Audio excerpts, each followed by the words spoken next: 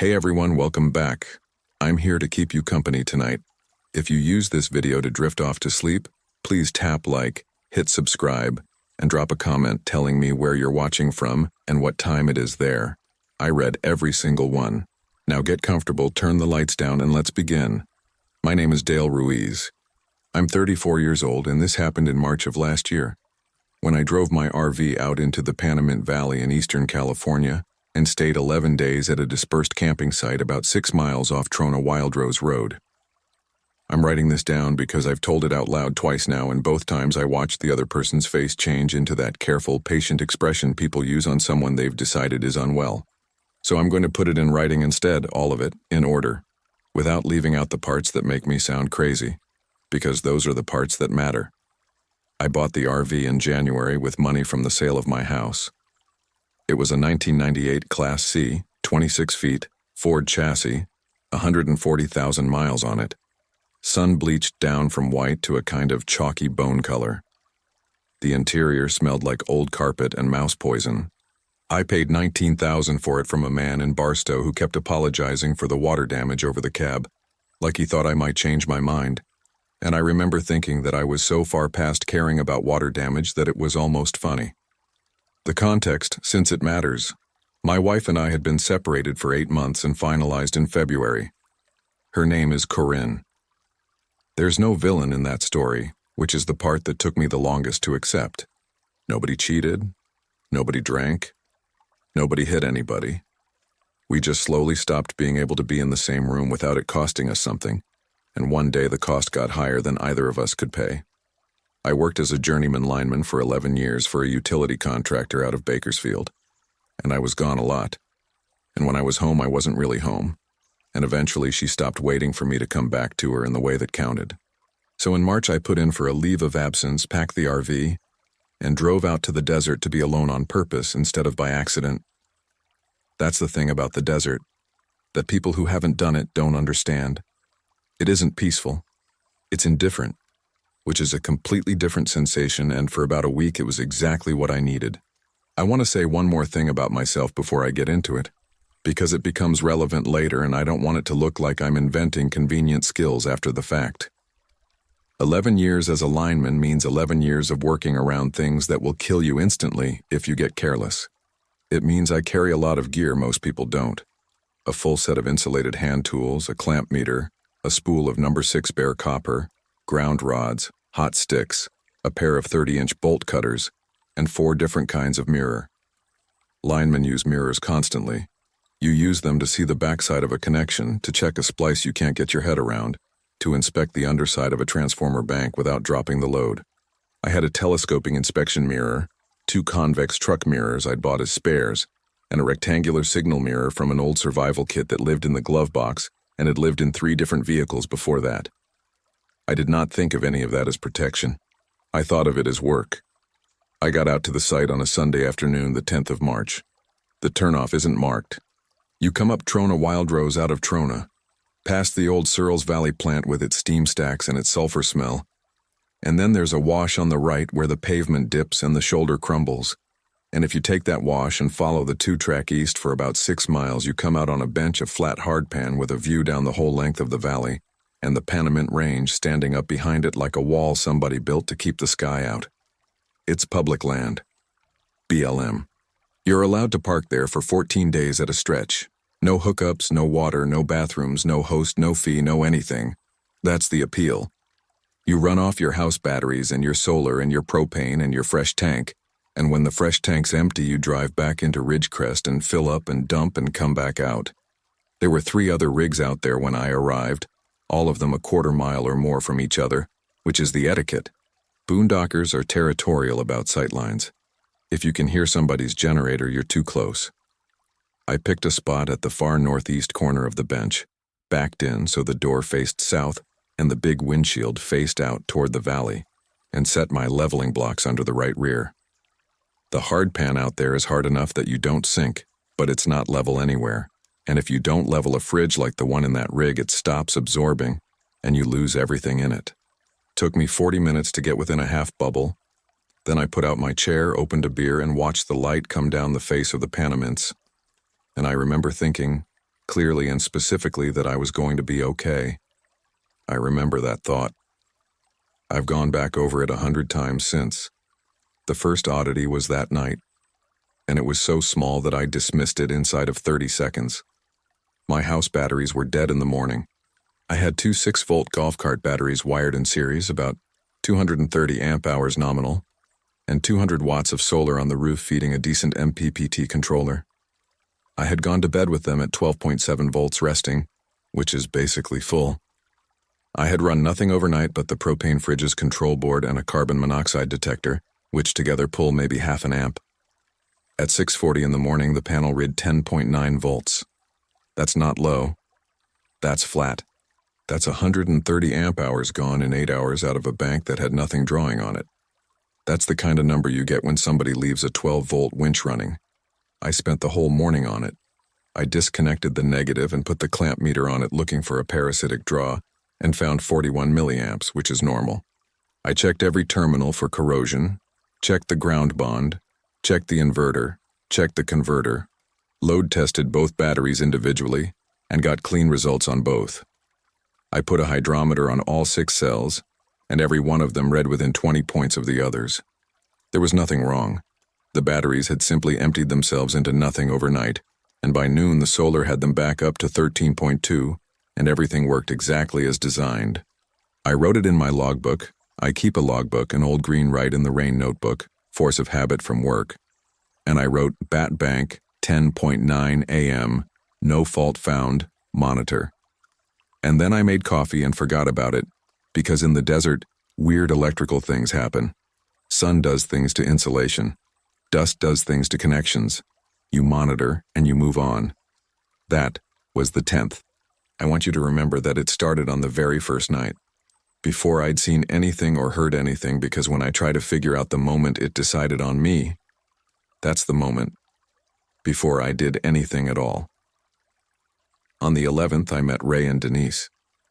They were in a 32-foot fifth wheel about 400 yards southwest of me, towed in with a dually that had Alberta plates. Ray Kowalczyk was maybe 65, built like a fire hydrant, retired from something in oil that he described 3 different ways over the 11 days I knew him. Denise was a little younger, silver-haired, sharp, the kind of person who asks you a real question in the first 2 minutes instead of talking about the weather. They walked over that afternoon with a plate of banana bread, which I've since learned is what full-timers do when a new rig shows up, and they want to figure out if you're a problem. "You're the one who was under the coach all morning," Ray said. "Battery bank dumped overnight." "Huh." He looked at the roof at my panels. "Bad cell?" "Load tests fine, both of them." "Huh," he said again in a different tone, and then he didn't say anything else about it, and I noticed that, and then I decided I hadn't noticed it. Denise asked me what I was running from, straight out, sitting in my second chair with her hands around a paper cup of my coffee. Not what brings you out here. What are you running from? I told her. The whole thing. Faster than I meant to. Corinne, the house, the 11 years, the leave of absence. She listened all the way through without making a single sympathetic noise, which I appreciated more than I could have explained. When I finished, she said, "Well, that's a good enough reason. Most people out here have one." She tipped her head at the valley. "Just don't go making friends with it." "With what?" "The quiet," she said. "It'll take as much of you as you offer." I laughed. She didn't. That was the 11th, and the 11th was also the first night I saw him. Although I have to be careful here because I didn't see anything on the 11th that a reasonable person would call seeing something. At about 8:15, full dark, I was outside with a beer looking at the Panamints, which at night are just a black absence where the stars stop. And on the low ridge that runs north from the bench, a ridge maybe 600 yards off, low, no more than 60 or 80 feet of relief, there was a shape, human-shaped, standing, not moving. Out there at night you can see a person at 600 yards under a decent moon, but you can't see anything about them. No face, no clothes, no age, just an upright, darker thing against the slightly less dark sky. And it was possible, and I want to be honest about how possible it was, that it was a Joshua tree. There are a couple on that ridge. From my chair, at night, a Joshua tree with two upraised arms looks a great deal like a person standing with their hands at their sides. I looked at it for maybe 2 minutes, decided it was a tree, and went inside. Battery bank read 12.6 when I went to bed. At 5:50 in the morning it read 11.1. I want to be clear about the progression here because it's the closest thing to a rule I ever worked out. The first night, before I'd noticed anything, it took me down to 10.9. The second night, after I'd looked at the ridge for 2 minutes, it took me to 11.1. Those are almost the same number. It didn't escalate on its own, it escalated when I did. On the 12th, I drove into Trona for water, and then, because I had the whole day and nothing to spend it on, I kept going up to Ballarat.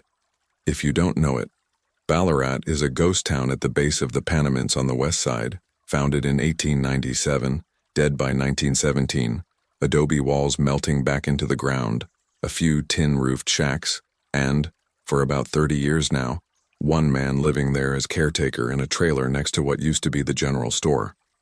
The man out there when I went was named Owen Prather. 70s, sun-cured, a straw hat with a sweat line on it you could have carbon dated, and he sat on a folding chair in the shade of a corrugated overhang with a coffee can for spitting into. There's a little shack he calls a store, where you can buy a Coke and a postcard on the honor system. I bought 2 Cokes and gave him one and he let me sit. We talked about nothing for a while. He asked where I was camped and I told him, the bench off the wash 6 miles up. He nodded slowly and spat into his can. Long bench, he said. Is that what it's called? That's what it was called. Nobody calls it anything now. He drank some of his Coke. You got neighbors? Couple. Canadians in a 5th wheel. Somebody in a van about a mile south. I asked him about the town and he told me a version of the standard history, and then, because I've learned that old men who live alone will tell you things if you don't seem eager, I asked him what the strangest thing was that he'd seen out here. He thought about that for a long time. Long enough that I thought he'd decided not to answer. You're gonna want the wave, he said finally. The what? The wave. That's what the old boys called it. Not a wave like water. A wave like... He lifted one hand off his knee, palm out, and moved it side to side once, slowly, like a man saying goodbye to somebody on a train. Then he put it back down. That's a story. It's a rule, Owen said. There's a difference. He sat forward and put his forearms on his knees. When I was a kid, he said, my uncle worked the mills at Trona. Everybody's uncle worked the mills at Trona. And the men who did the surveying out on the flats and up the washes, they had a thing they told the new ones. And it wasn't a scary story. It was a safety rule. Same as don't drink from the springs above the old workings and don't go in the adits and don't sleep in a wash. They'd say, if you're out at night and you see somebody standing off a ways watching you, don't wave. Don't wave, I repeated. Don't wave, don't holler, don't shine your light on them, don't ask them if they need help. Don't do anything that tells them you've seen them. He spat again. 'Cause they can't come to you unless you've seen them, that's the whole of it. That's all they got and it's enough. They stand out there and they wait for you to look at them twice. I remember I laughed. Not to be rude, man, it just came out of me. So they're, what, they're shy? They ain't shy, Owen said. They're patient, ain't the same. He looked out at the flat white nothing between the town and the range. Shy means they don't want to. Patient means they know they don't have to hurry. I asked him what they were. Don't know, don't want to. My uncle's opinion was they were people once and got taken, and now they're on the other end of it, doing the taking. I've heard 'em called night walkers, I've heard 'em called the waving men. There was a Shoshone fella used to come around. Worked up at the springs, he had a word for 'em, but he wouldn't say it out loud after dark and I never learned it right. He shrugged. You want a name so bad you'll take a wrong one. That's how they get in the door too. How, who gets in the door? Names, he said, wrong ones. I sat with that for a second, not understanding it, and then he said something I did understand, and it's the sentence I've thought about every day since. Every time you let on that you know it's there, Owen said, it gets to come a piece closer. That's the deal. You don't have to invite it. You just have to admit it. And if you never admit it, then it stands out there till you leave, and it's somebody else's problem. He drained the Coke. Most folks last about 3 days before they wave. It's a real hard thing not waving. Human beings can't stand being looked at by something they ain't allowed to look at back. Something in us just has to make it a person, has to say hello. I asked if there was anything else, any way to get rid of one once you'd let it start. Owen was quiet a while. Mirror, he said. A mirror. Old boys used to hang broke mirror on the wire, out at the line camps. Bit of glass on a string. He made a small twisting motion with 2 fingers. The story I got is they can't stand it. Not on account of vanity or vampires or none of that. On account of a mirror, don't take your word for it. A mirror shows what stood there whether you admitted it or not.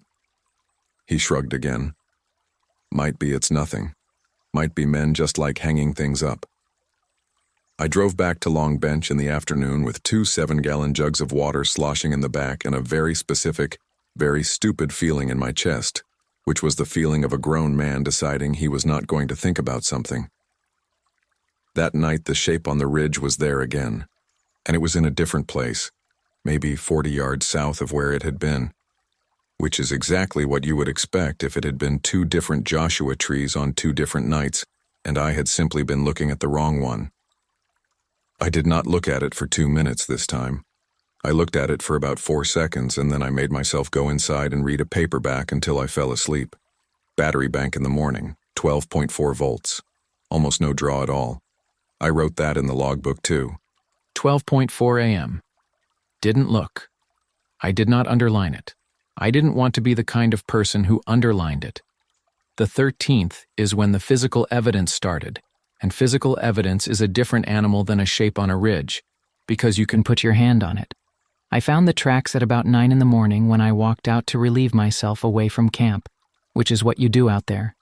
50 feet north of the RV in the powder-fine silt that collects on the lee side of a creosote, there were footprints, bare human footprints, 4 of them, walking in a straight line toward my rig and then stopping. They were too long, not enormous, not a monster print, nothing you'd put on a poster, but long, maybe 15 or 16 inches, and narrow, and the proportions were wrong in a way that took me a while to place. Then I got it. There was no heel strike. Every one of them was pressed evenly across the whole sole, front to back, uniform depth, like somebody had pushed a foot straight down into the dirt rather than walked on it. When you walk, you land on your heel and roll off your toe, and every footprint anybody has ever left in soft ground is deeper at the heel and at the ball. These were flat. All 4 of them. And they stopped. They didn't turn around. They didn't go anywhere. They didn't get scuffed out. 4 prints in a line and then undisturbed silt. I took pictures of them with my phone. I put my own boot beside one for scale, and took another. I stood there in the sun for probably 10 minutes. Then I walked back to the rig and got a broom, and swept them out, all 4.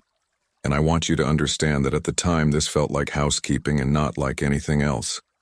Ray came over that afternoon. He'd been having a problem with his 5th wheel's landing gear and wanted a second opinion, and I went over and looked at it, and it was a bad motor. Nothing supernatural about it. And while I was under there with a flashlight in my teeth, he said, casually, from somewhere above me, "You been sleeping all right?" "Fine." "Denise hasn't." I came out from under the rig. Ray was standing with his hands in his back pockets, looking at the ridge to the north. "She keeps waking up at the same time," he said. 20 after 2. Every night since Sunday. Says she wakes up because somebody's talking outside. He rolled his shoulders. "There's nobody outside. I've gone out and looked twice." "That's rough." "She's got a thing about this valley now, wants to leave." He said it like a complaint, but he wasn't complaining. He was floating it. He was asking me to say something. I said, "You've been out here longer than me. Ever heard anything weird about this spot?" "No," Ray said too fast. And then, after a second, "Fella at the RV park in Ridgecrest asked us where we were headed, and when we said Panamint, he made a face. That's it. That's the whole thing. A man made a face." We stood there. "Dale," he said, "you seen somebody standing up on that ridge at night?" And there it was. I want to be extremely honest about this moment, because I've thought about it more than any other moment in the whole 11 days. He asked me a direct question, and I understood, standing there in the sun next to his broken landing gear, that answering it was the same as admitting it. Not to him, to it. I said, "It's a Joshua tree." Ray looked at me for a second. Then he nodded, slow, and said, "Yeah, that's what I figured." And I have never in my life been so sure that two men were lying to each other for the same reason. That night was the 14th, and that's when I heard the voice. I'd gone to bed at about 10. The rig had cooled off fast the way they do out there, and I had the propane furnace set low, and I was lying in the bunk over the cab listening to it cycle. And at some point, I looked at my phone right after. It was 2:19 in the morning, 1 minute before the time Ray said Denise had been waking. I heard somebody outside say my name, not shouting. Conversational volume, maybe 30 or 40 feet off. The volume you'd use to get somebody's attention from across a parking lot. "Dale," and it was Corinne's voice. I have been asked, both times I told this out loud, how sure I am about that, and the answer is that I was married to her for 9 years, and I have heard that voice say that word probably 50,000 times, in every register a human being has, and it was hers. It wasn't close. It wasn't a similar voice. It was hers, including the thing she did where she put a very slight upward turn on the end of my name when she wanted me to come look at something. Corinne was at that moment, as far as I knew, in an apartment in Bakersfield, 200 road miles away. I did not move. I lay in that bunk with my heart going hard enough that I could feel it in the mattress, and I did not answer, and I did not get up, and I did not turn on a light. "Dale," it said again. Same volume. Same turn on the end. And then, after maybe a minute, "Dale, come look at this," which is a thing she said constantly. It's what she said about hummingbirds and about weird clouds and about a spider in the bathtub and about the ultrasound once, the one time before. I put my forearm over my mouth and I lay there and I did not answer, and after a while there was nothing more. In the morning, my wedding ring was on the picnic table. I need to explain this properly. I had thrown that ring off a bridge over the Kern River outside Bakersfield on the 8th of February, 31 days earlier, which is a melodramatic thing to do, and I'm not proud of it. And I did it at night, alone, after a bad phone call, and I watched it go and I heard it hit, and I stood there for a while feeling nothing at all. That's 400 road miles from Long Bench over a mountain range, into a river that runs to a lake that doesn't exist anymore. It was sitting on the corner of the plastic folding table I'd set up outside, the one I ate at, right in the middle of one corner, dead center, placed, not dropped, placed. 14-karat white gold, 6 millimeters, brushed finish with a polished bevel, and on the inside engraved our initials and the date, which I have never had to check because I know them. I checked them anyway. I sat down in the dirt next to the table, and I checked them, and they were right. I want to describe what I did next because I think it's the most important thing I did in 11 days, and I did it entirely by accident. I didn't scream. I didn't call anybody. I didn't take a picture. I didn't run to Ray and Denise. I sat there for probably 20 minutes with a completely empty head, and then I got up and I got my leather work gloves out of the bin, and I picked up the ring with a glove on, and I walked about 200 yards east to where the bench breaks off into a shallow wash, and I threw it as far as I could down the wash without saying a word. And then I walked back and I made coffee, and I opened my logbook, and I wrote, 12.5 volts AM, wind out of the SW 1015. I wrote about the weather. That's all I let myself write. I was not being brave. I want to be very clear about that. I was doing the only thing I could think of that wasn't an acknowledgement. Owen had said don't wave, don't holler, don't shine your light on them, don't ask if they need help, don't do anything that tells them you've seen them. And I understood by then, in the part of my brain that I'd been arguing with for 4 days, that a ring on a table is a wave. It's a hand-raised palm out moving side to side. Hello, I'm here. Did you see me? And the correct answer, the only answer, was nothing. That afternoon, Denise came over by herself. She looked like she hadn't slept in a week, which she hadn't. She sat in my second chair and held a cup of coffee she never drank, and she said, "Ray won't talk about it." "About what?" "Don't do that," she said. "Please, I don't have it in me." I didn't say anything. "There's a man on that ridge every night at about 8, Denise said. "He's closer than he was on Sunday.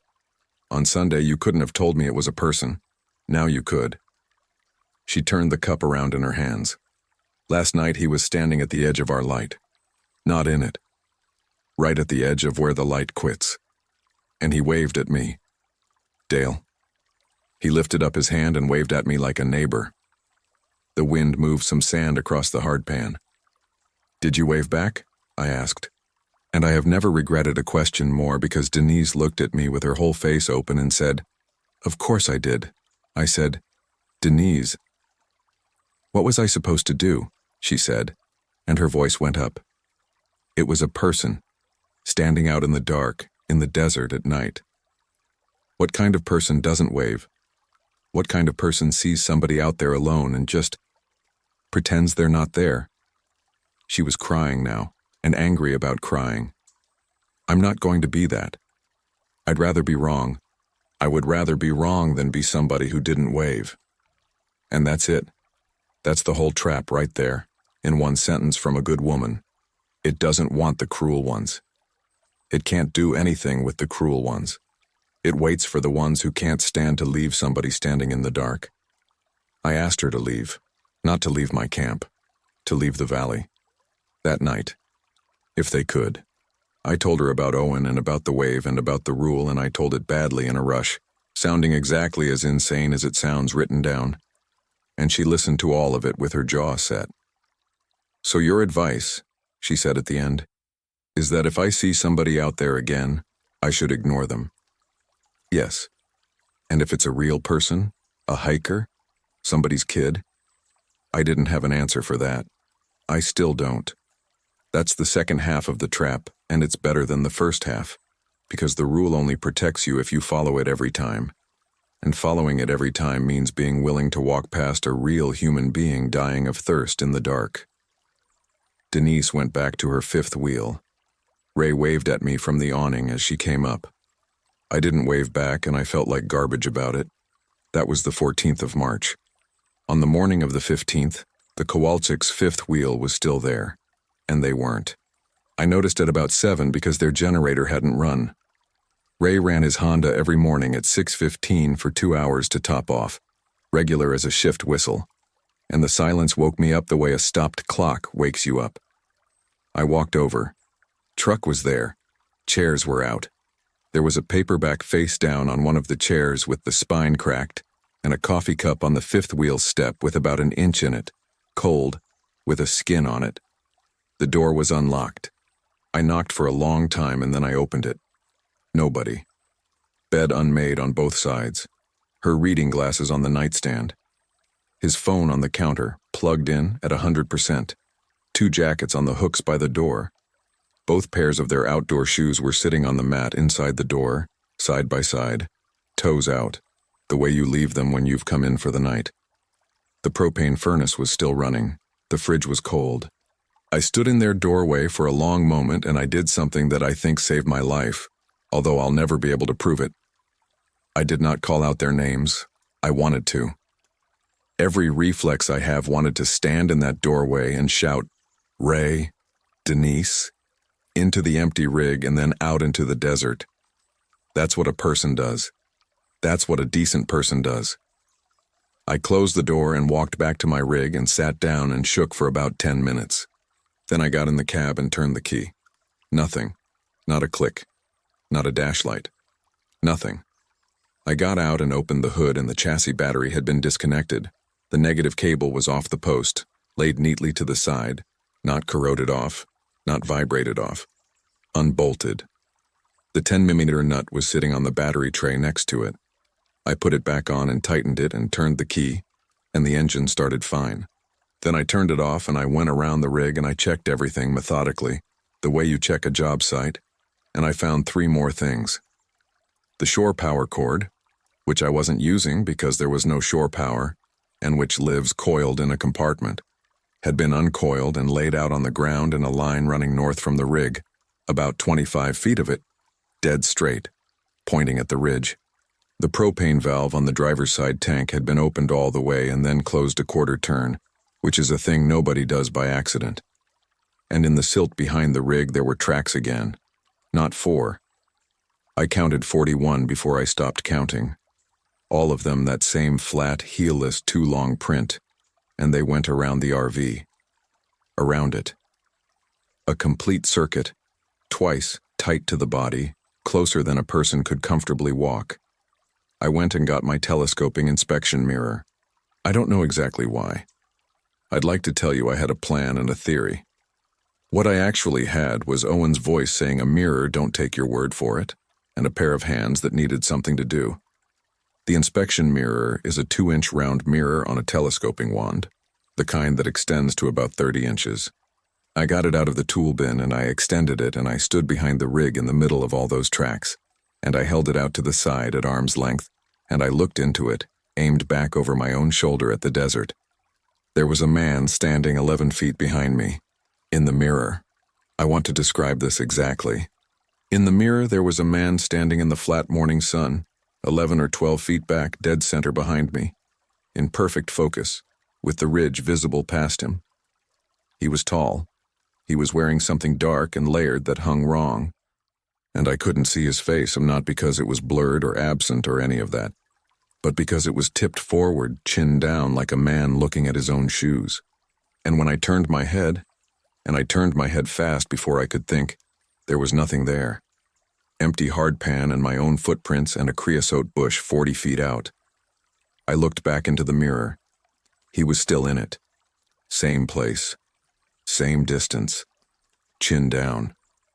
I stood in that spot for what I later worked out was somewhere around 3 minutes, alternating mirror, real, mirror, real, present, absent, present, absent.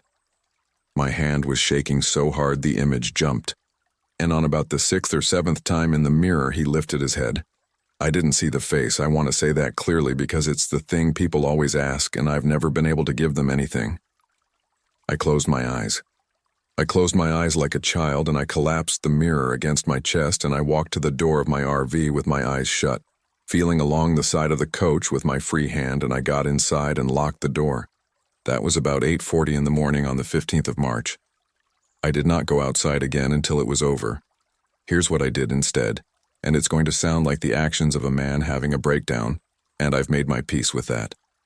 I got out both of my convex truck mirrors, the signal mirror, the inspection mirror, the shaving mirror from the RV's medicine cabinet, and the flip-down vanity mirrors from the cab. 6 mirrors.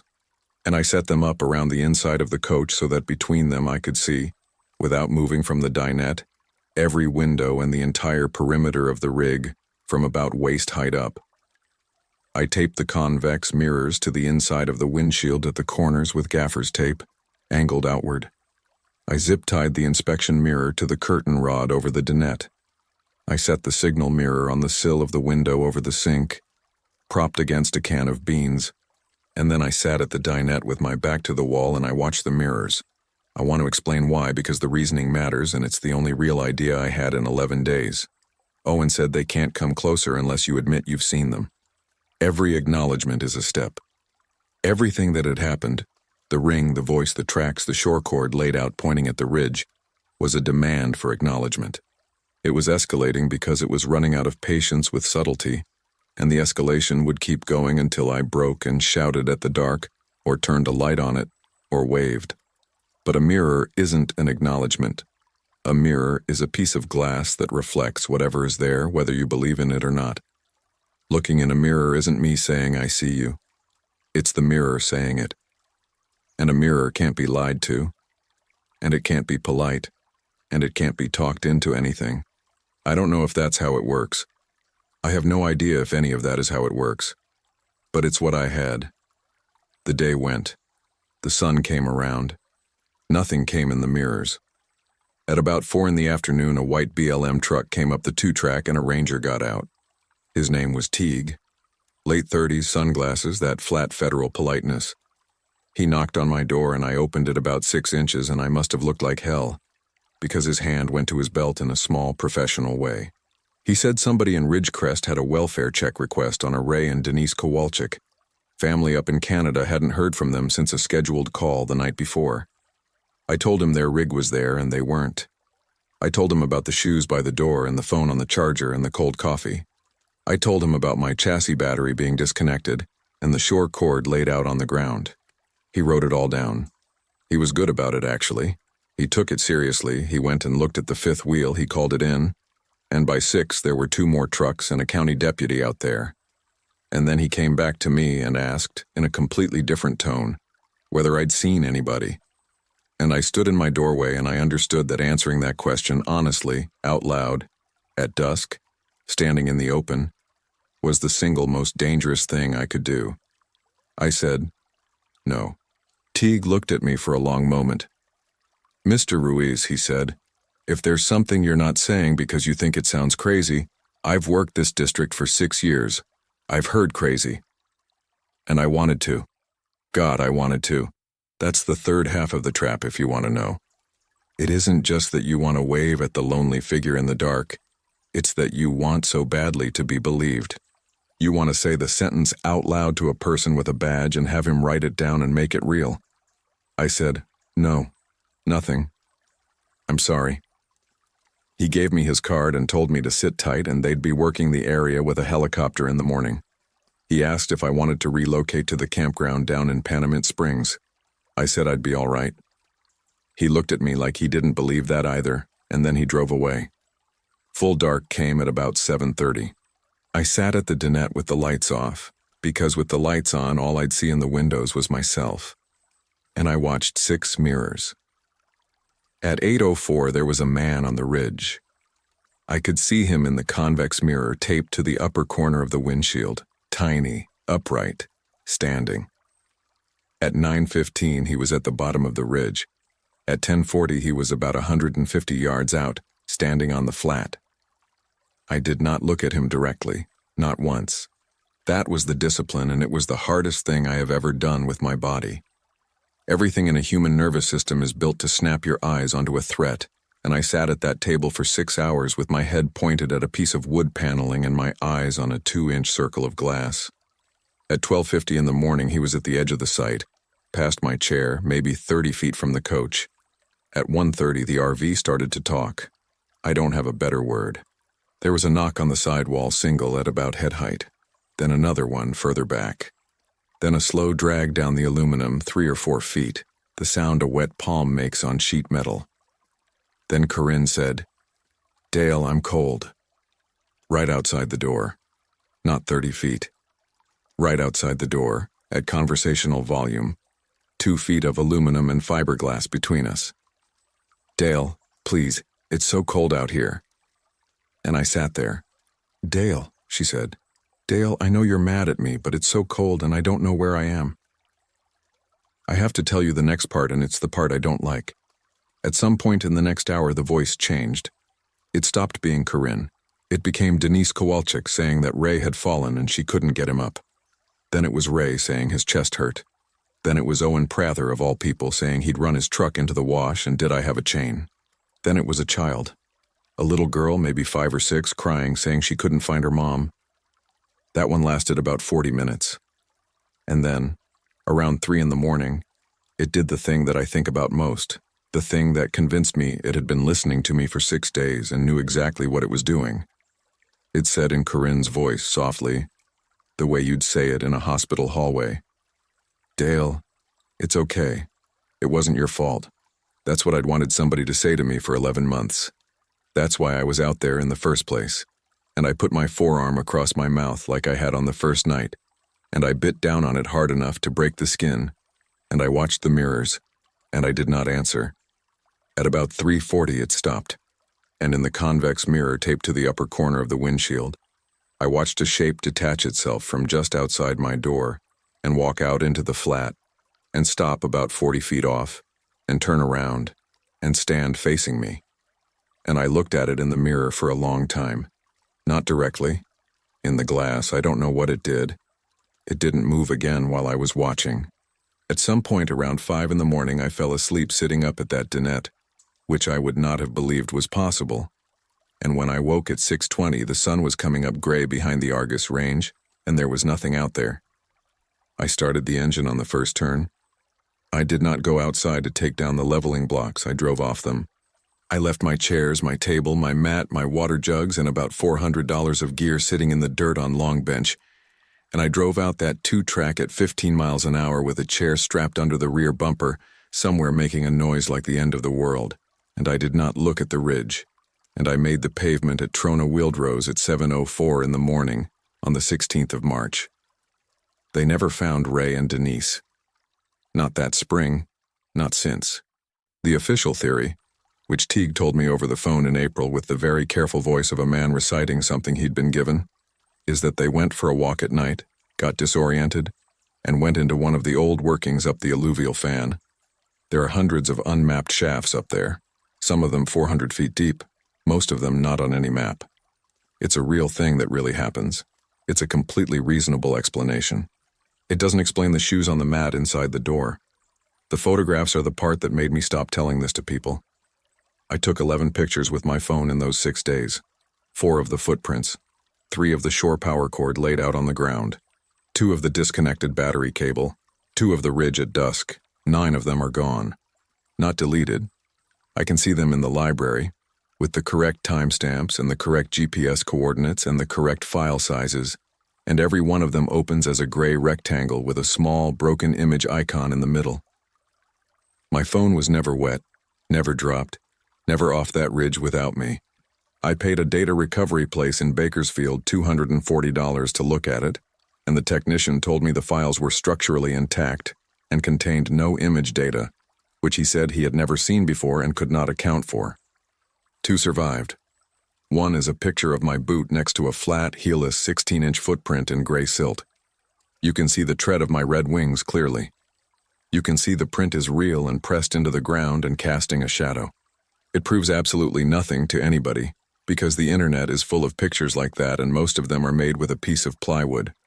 The other one is a photograph of the ridge at dusk on the 14th of March, taken at 8:06 p.m., a picture I don't remember taking, and which I would have sworn I did not take because on the 14th of March, I had already decided not to look at the ridge. It's badly exposed. It's mostly dark. There's a Joshua tree on the left and the horizon line and the last blue of the sky. And at the right edge of the frame, at the very margin, there's a standing figure with one arm raised, palm out, at about shoulder height. I've had it looked at. I've had it blown up. It's 40 pixels tall. It could be anything. It could be a tree. It could be a compression artifact. It could be a man waving goodbye. I'm not going to tell you what to do with any of this. I'm not out here saying the desert is haunted, or that there's a thing in the Panamints that collects people.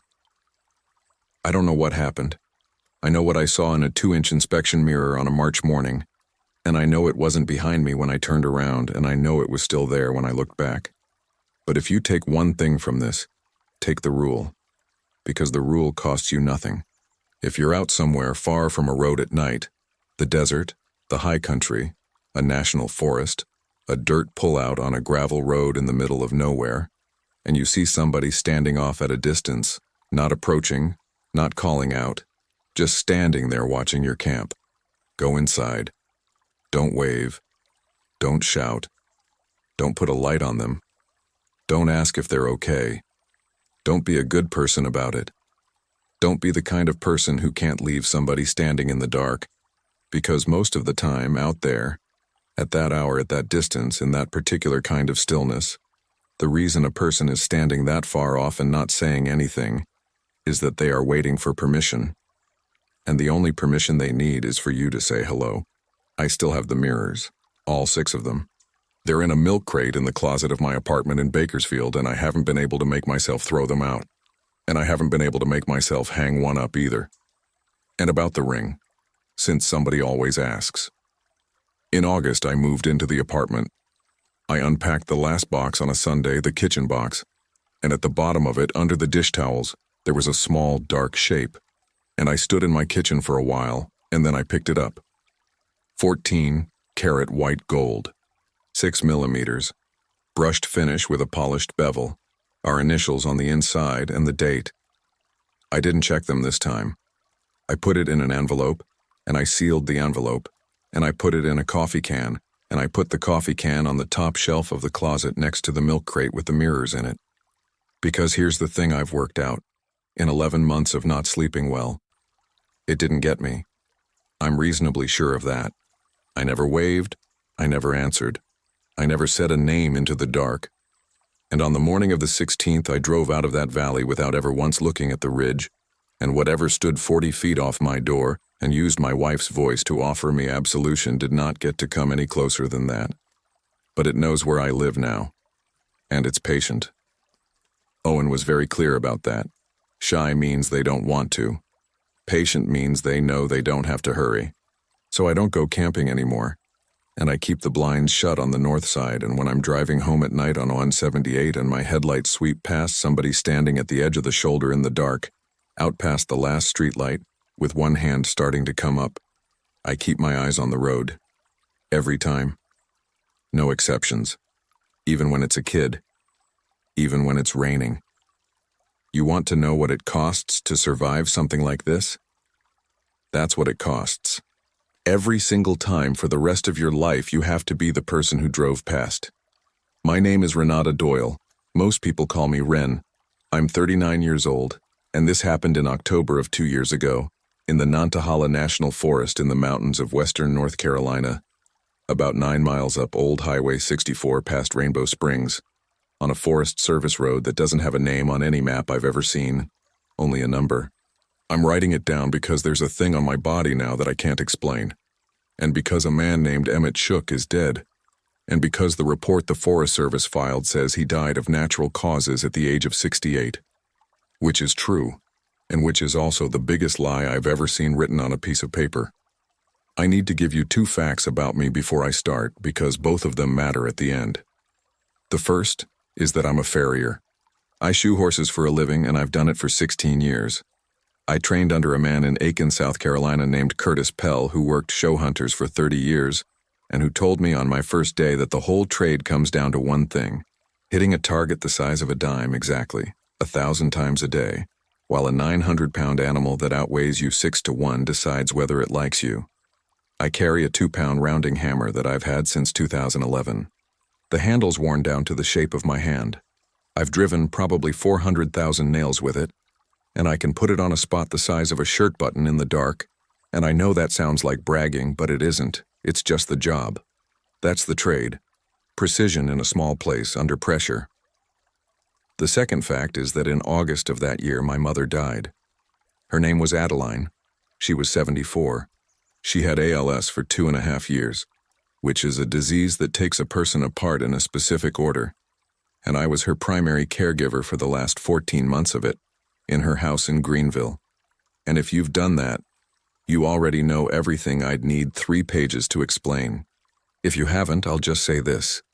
At the end, I was doing everything for her, and one of the things I was doing was holding her hands, because her hands went first, and toward the end she couldn't feel it when I did. She wanted her ashes scattered on Wyabald. She and my father had gone up there in 1974 before he left, and she talked about it more in her last year than she'd talked about it in the previous 40. So in October I closed my books for 3 weeks, hitched my forge trailer to the back of my rig, and drove up into the Nantahalas to take her up there. The rig is a 1994 Class C, 24 feet, a Ford E350 under it, 300 and something thousand miles. I bought it in 2019 because a mobile farrier lives out of a vehicle anyway, and I got tired of motels. The forge trailer is a 5x8 single axle with a propane forge bolted to the deck, a 130-pound Trenton anvil on a stand, a leg vise, my tongs and hardies and my nail box, and about 200 pounds of keg shoes in bins. I mention all of that because a farrier hauls a small blacksmith shop around behind them wherever they go, and because on the last night I had reason to be very, very glad of that. I got up there on a Tuesday, the 4th of October. The color was just starting to turn in the coves, sour wood going red first the way it does, then the maples. It had rained for 2 days before I came, and it rained the day I got there, and the Forest Service road was a slick red clay mess with a crown on it that wanted to slide the trailer into the ditch every time I touched the brakes. The site I found was a dispersed pullout about 1.5 miles up, on a flat bench above a creek with a fire ring somebody had built out of river rock and a lot of old ash in it. Room enough for my rig and the trailer and not much else. Rhododendron thickets on 3 sides, so dense you couldn't get through them without a machete, and above that the ridge going up steep into hardwood and hemlock. Down at the bottom of the road where it meets the pavement, there's a little private park called Ledbetter's. 11 sites and a gravel loop and a bathhouse and a dump station, run by a man named Hollis Ledbetter, who is somewhere between 70 and immortal. I stopped there on the way in to ask about water, and he sold me a fill for $6 and let me use the dump for $5, and we stood there in the drizzle while my tank ran. "You camping up on the bench?" he said. "That's the plan." He was watching my hose. "You be up there long?" 2-3 weeks, depends on the weather." He said again. I asked him if there was a problem with the site. "No problem with the site," Hollis said. "Site's fine. Nice site." He shifted his weight. He had one of those faces that's been outdoors so long it doesn't have any smooth left in it. "You got a dog?" "No." "That's good," he said. "Dogs don't do good up there." I waited for him to explain that, and he didn't. He shut off the water, took my $6, and told me if I needed anything, the office was open till dark, and after dark, I could knock on the trailer with the green awning, but not to make a habit of it. Then, as I was getting into the cab, he said without turning around, "You lose anybody lately?" I stopped with my hand on the door. "Excuse me?" "Nothing," Hollis said. "Forget it. Old man talking." Now, I want to be fair to myself here. That's the kind of thing that sounds enormous when you write it down, and it did not sound enormous at the time. It sounded like a lonely old man in the mountains asking a nosy question badly. I drove up the hill and set up my rig, and I did not think about it again for 4 days. The first 4 days were, honestly, the best 4 days I'd had in 2 years. I'll tell you what that felt like, because I think it's important that you understand I wasn't in distress when this started. I was doing well. I had my mother in a green cardboard box on the passenger seat with a strap around it, and I had a plan for why I bawled on a clear day, and in the meantime I got up when it got light and I made coffee and I sat on the step and listened to the creek and I did small jobs. I did a lot of small jobs. Farriers can't sit still. I dressed my hammer faces. I sharpened every knife in the box. I fired the forge on the 3rd day just to have it going, and I made a set of pothooks out of some 1/4-inch round I had in the scrap bin, and the sound of a hammer on an anvil at 9 in the morning in an empty cove with fog still lying in the bottom of it is one of the finest sounds there is. On the 2nd day, my only neighbor showed up. Emmett Shook came in with a little casita fiberglass trailer behind an old Tacoma and parked about 150 yards down the bench from me at the other pullout. He came up the same afternoon with 2 beers and introduced himself. He was 68, retired postal from Cornelia, Georgia. A big man, gone soft, white beard, terrible knees, one of those people who was immediately and permanently friendly. He'd been coming up to that same bench every October for 19 years. His wife Charlene had died 4 years before, and he'd kept coming anyway because it was the last thing they'd been doing. He was the healthiest 68-year-old I'd met in a while. He walked the road twice a day for exercise. He had a whole system with a percolator and a camp stove and a folding table. I want you to hold on to that because in 11 days, Emmett Shook lost what I would estimate at 30 pounds. The first thing that actually went wrong was the propane on the night of the 7th. I woke up cold at about 4 in the morning, cold enough that I could see my breath in the coach, and the furnace was cycling. I could hear the blower running, but there was no heat coming out of it. I got up and checked the thermostat, and it was calling. I went outside with a headlamp and checked the tanks, and the driver's side tank was empty. Bone empty. I'd filled it 11 days before, and I'd run maybe 6 hours of furnace total. That's a leak. 20 pounds of propane doesn't evaporate. So the next morning I did it properly. I closed both tanks, put a manometer on the system. I keep one, because I do a lot of my own work. And pressure tested the whole thing. Held pressure fine. No drop over 15 minutes. I soaped every fitting from the regulator forward and got nothing. Then I looked at the tank itself and found that the valve was open a quarter turn. Not open all the way, not closed. Open a quarter turn, which is not a position anybody's hand ends up in. You close a propane valve by turning it until it stops. You open it by turning it all the way the other direction until it stops, because a pole valve is designed to seal in the full open position too. A quarter turn open is a deliberate thing. I wrote it off. I decided I must have knocked it with my knee putting the cover back on, and the tank had bled off through the regulator. That's not really how it works, but at 8 in the morning with no coffee it was good enough. The second thing was the water, on the 9th. I ran my pump and got about 4 seconds of flow and then air. Fresh tank read 3/4 on the panel, which is the level I expected. I crawled under and found the tank at 3/4 by feel and by sound. The line from the tank to the pump was full. The pump was primed. The line from the pump to the manifold had been pinched, not cut, not split. Pinched, squeezed flat over about 1.5 inches of its length in a spot 4 inches from the pump outlet, in a place you can only reach by lying on your back under the coach and putting your arm up past the frame rail. PEX doesn't do that on its own. PEX has a memory. You can kink it, and it'll mostly go back. This was flattened like it had been in a vise. I cut out the pinch section and put in a coupling, and it worked fine. That night I found the first tracks. They were in the mud at the edge of the pullout where my rig's step comes down, and the reason I noticed them is that I'd raked that spot 2 days before to get the leaves out of it.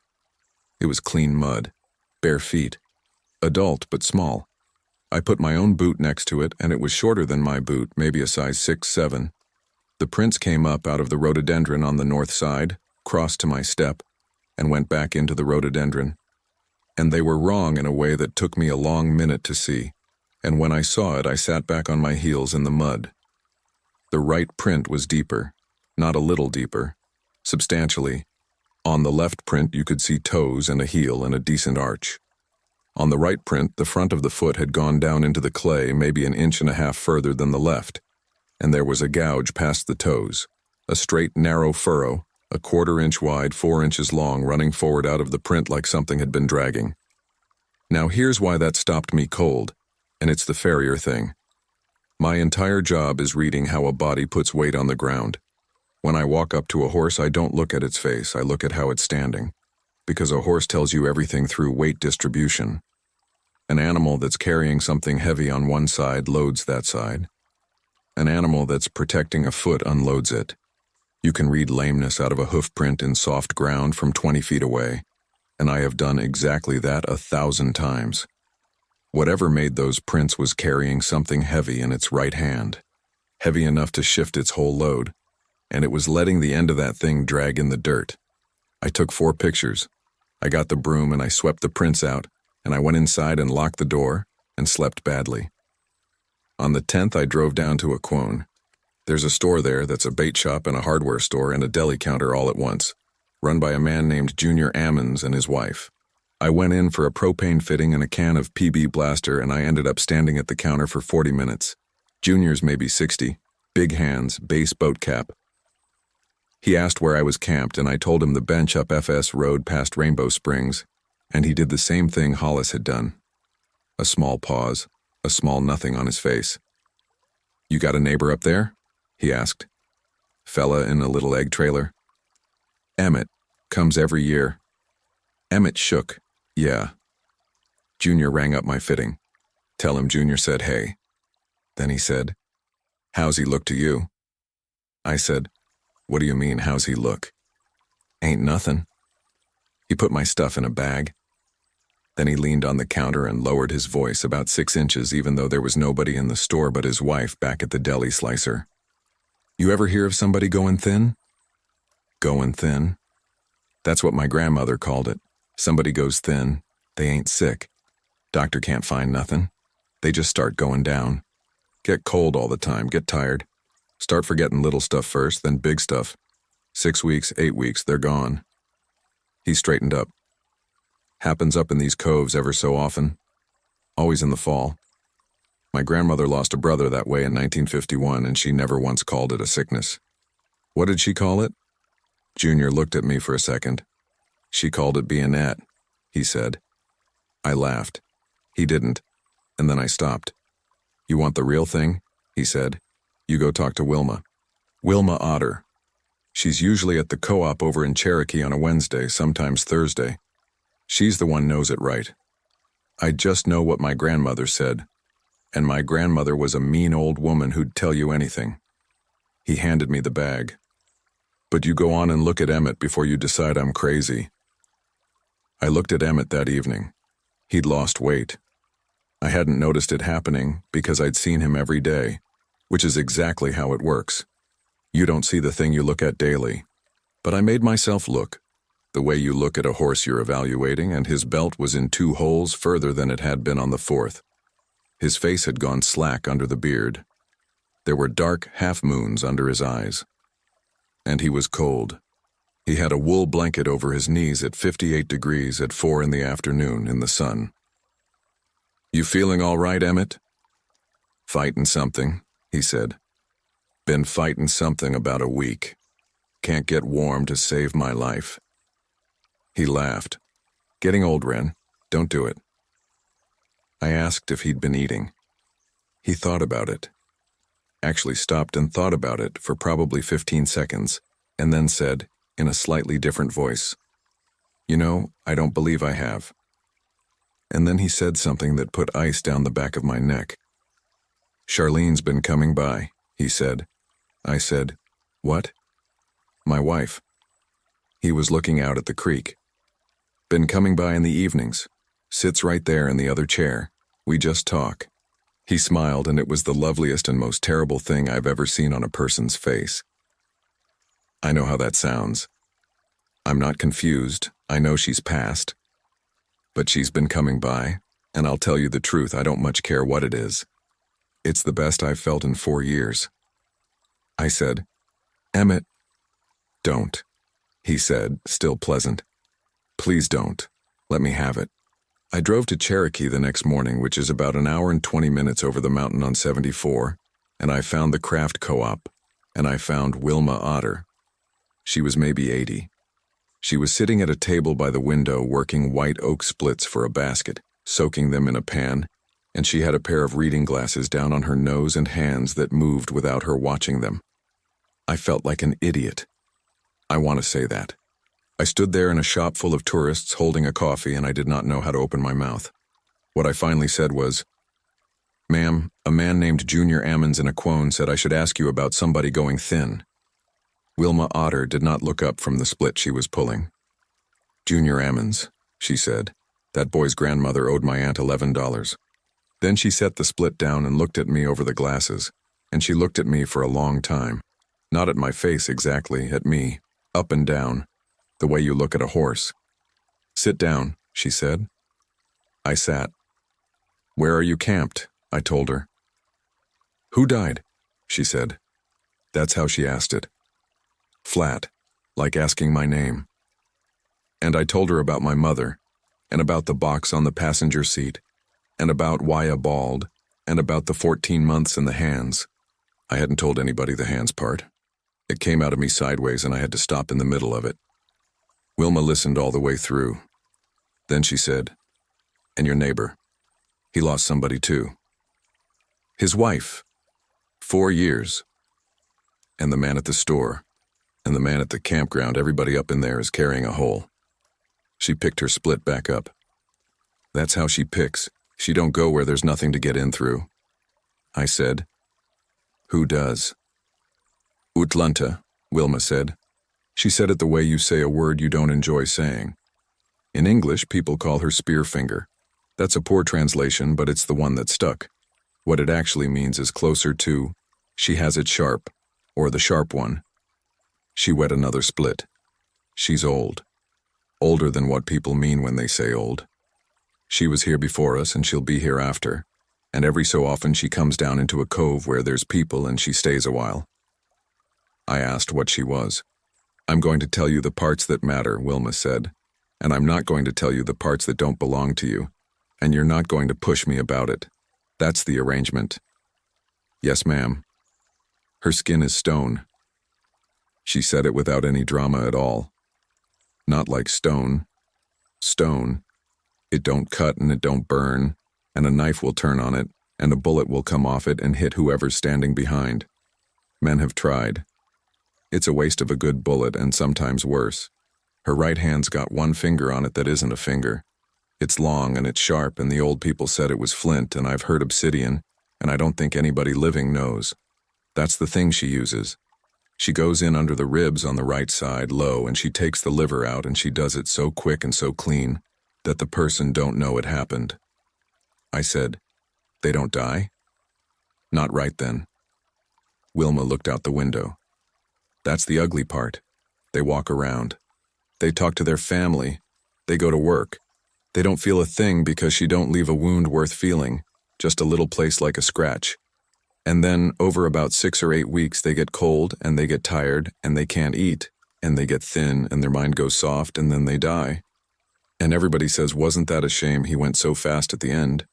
I said, "How does she get close enough?" And Wilma Otter set down the basket entirely and turned in her chair and gave me her whole attention for the first time, and that was worse than anything she'd said. "She wears people," she said. "Wears. She takes the shape of somebody. Old woman usually, but not always. She takes the shape of whoever you'd let put a hand on you. In the stories, it's a grandmother. A grandmother comes up the path and sits down and says, 'Come here, child. Let me get that hair out of your face.' And you go. Because why wouldn't you go? It's your grandmother. She let that sit. She don't have to break in anywhere. She don't have to chase anybody. She just has to look like somebody you miss."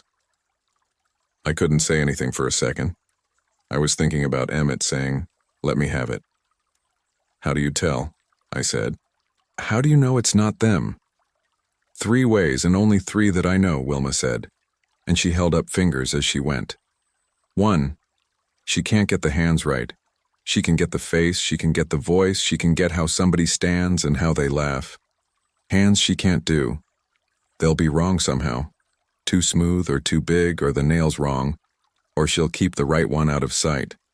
Watch the right hand.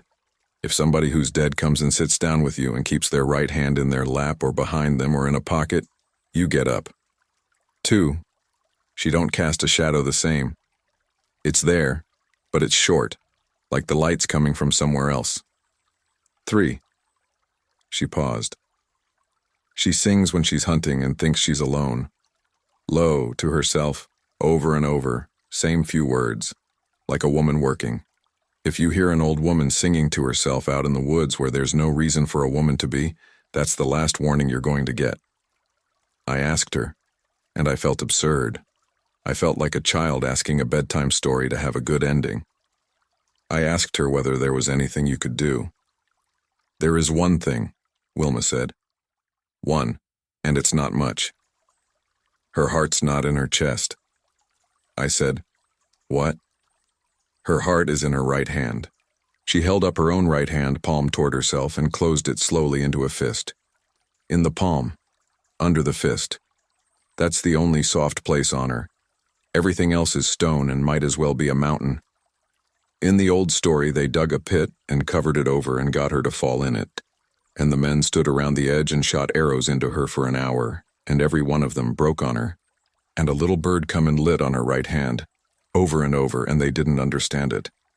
And another bird sat in the tree and told them her heart was in her chest, and they shot at her chest all day for nothing, and afterward the people named that bird a liar, and they still call it that.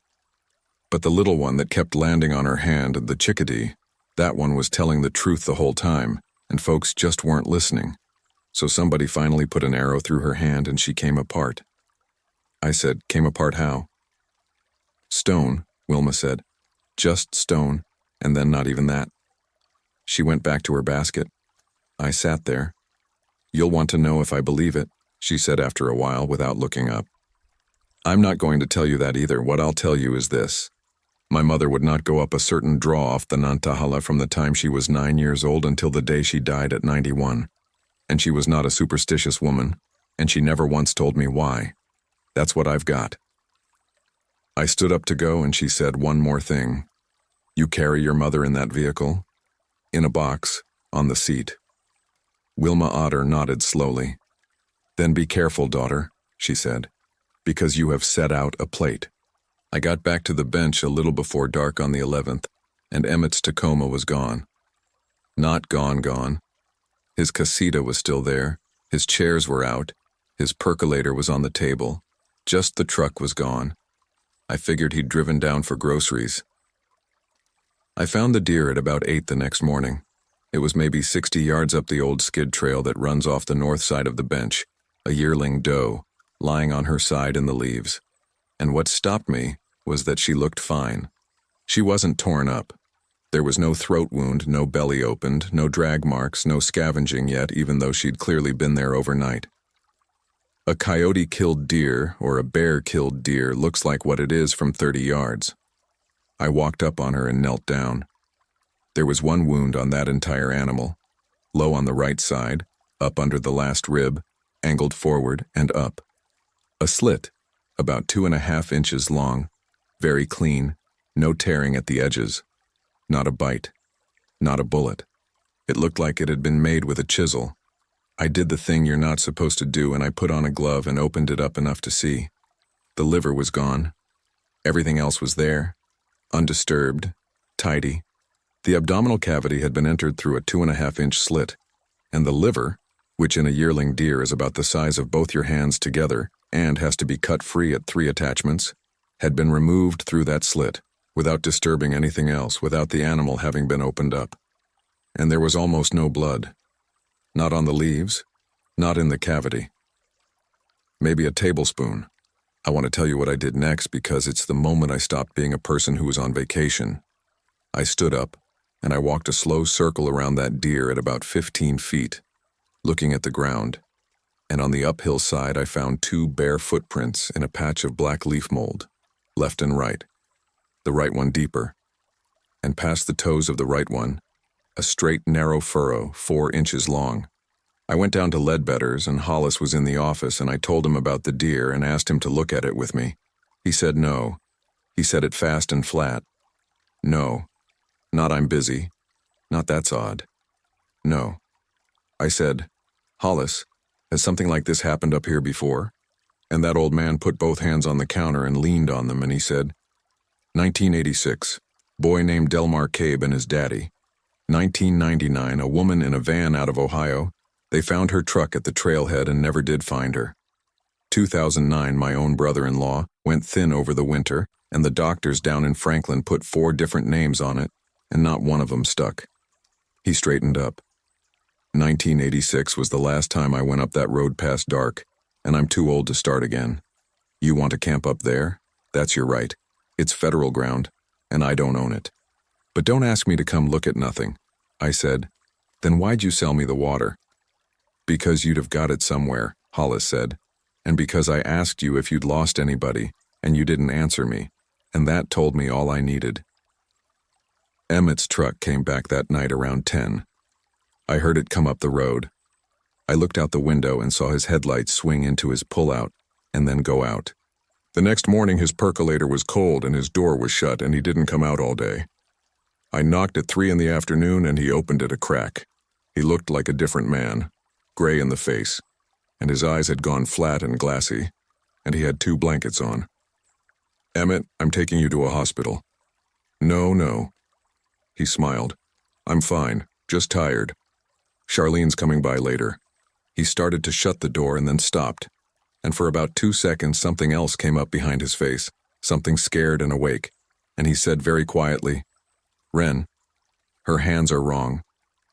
And then it went away, and he said, you have a good evening now, and he shut the door. I sat in my rig that night with every light on, and I'm not proud of what I did, which was nothing. I told myself I'd take him down the mountain in the morning whether he wanted to go or not. I told myself I'd call somebody. I told myself a lot of things. At about 2 in the morning I heard the singing. I want to describe this carefully because it's the only part I can't stand to remember. It came from up the slope, north, above the skid trail, maybe 100 yards. It was a woman's voice, old, not strong, and it was quiet, not calling out, not performing. It was the sound of somebody singing under their breath while they do something with their hands. My mother sang like that doing dishes. Everybody's mother sings like that doing something. It was the same short phrase over and over in a language I didn't know, with a rhythm like a spinning wheel or a rocking chair. 4 or 5 beats and then again. And underneath it, every so often, there was another sound, a long, slow scrape, stone on stone, the sound a whetstone makes on a hoof knife. It went on for a long time. It moved along the slope from north to northeast, and then it stopped. At 4 in the morning, something walked around my RV. I heard it because a Class C is a drum. The step, first. The aluminum step under the door took weight, once, and let it back off. Then along the driver's side. Slow. Then the scrape. The same stone-on-stone sound, but this time drawn down the outside of the coach from the front corner to the back, waist high, maybe 15 feet of it, unhurried. Then it stopped at my door. And my mother said, "Rennie." Nobody calls me Rennie. Nobody has called me Rennie since 1994. She was the only one. "Rennie, honey, I'm cold. Let me in." I did not move. I sat on the floor between the dinette and the cab with my back against the cabinet and my hand over my own mouth, and I listened to my mother's voice, on her real voice, the one from before the disease took it, the one from when I was 11. Asked to come inside for about 20 minutes. She said she'd been walking a long time. She said her feet hurt. She said, "Rennie, I know you're in there. I can see the light." She said, "You didn't do anything wrong, baby." She said, "I never blamed you for the hands." I had never told anyone about the hands, except Wilma Otter that morning, in a shop in Cherokee. At some point it stopped, and I heard the aluminum step give again as the weight came off it, and then nothing. I did not sleep. When it got light enough to see, I went outside. The scrape was there. A groove down the side of my rig, waist high from the front corner to the rear, cut through the paint and into the fiberglass maybe a 1/16 of an inch. Dead straight, dead level, and level over 15 feet is not something a person does by hand. There were prints all around the coach, dozens, and on the aluminum step sitting in the middle of it was my mother's hairpin. A tortoiseshell one, about 4 inches, with a little brass filigree at the top, the kind nobody's made since 1960. She wore it every day of her life. It went into the box at the funeral home in Greenville in August with everything else, and everything else came back to me as 4 pounds of gray ash in a green cardboard container, and I had watched the man close it. I picked it up and I put it in my pocket, and I got in the cab and turned the key. The engine turned over and did not catch. Turned over strong, the battery was fine, and would not fire. I got out and opened the doghouse and then the hood, and I found it in about 90 seconds. The fuel line, the rubber section between the hard line and the rail, had a groove cut in it. Not through. Grooved, about halfway, all the way around, like somebody had scored it. It was weeping fuel down onto the block. I went to the trailer to get a hose clamp and a piece of line, and that's when I saw that all 4 of my rig's tires, and both of the trailers, had the same thing. A single clean score around the sidewall of each one. Not flat, scored. 6 tires. Sometime in the night, quietly enough that I never heard it, while I sat 12 feet away. That's when I understood that it was not trying to keep me from leaving. If it had wanted me stuck, it would have cut them through. It was showing me what it could reach. I walked down to Emmett's at 7:30 in the morning on the 14th of October, and his door was standing open, and he was on the floor of that little trailer, and he had been dead for some hours. He was 68. He weighed, I would guess, 140 pounds, and on the 4th of October he had weighed 175. His face was the face of a man who'd been sick for a year. I turned him enough to see, and I lifted his shirt, and low on his right side, under the last rib, there was a mark about 2.5 inches long. It had scabbed and half healed. It looked like something you'd get on a fence wire and never think about again. I walked the 1.5 miles down that road on foot and got Hollis to call it in, and I sat on the tailgate of a Forest Service truck for 4 hours. The ranger's name was Dana Pruitt. She was good at her job, and she was kind to me, and she did not believe one word. I told her the whole thing. I made myself do it. The tracks, the deer, the singing, the voice at the door, the 6 tires, the fuel line, the hairpin. I put the hairpin in her hand. She wrote it all down. She asked good questions. And then she said gently, "Ms. Doyle, when did you last sleep?" I said, "2 nights ago." "And your mother passed in August." I said, "Don't. I'm not doing anything," Pruitt said. "I'm asking. That's a hard thing and you're up here alone with it and you haven't slept and you just found a man dead." She handed the hairpin back. "I'll photograph the vehicle damage. That's real. I can see it.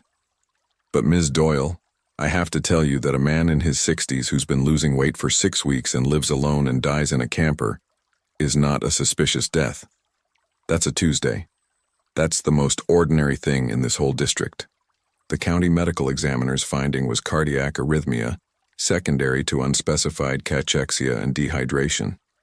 Natural causes. There's a line on the report for contributing factors and there's nothing in it. Nobody ever looked at his liver. There's no reason they would.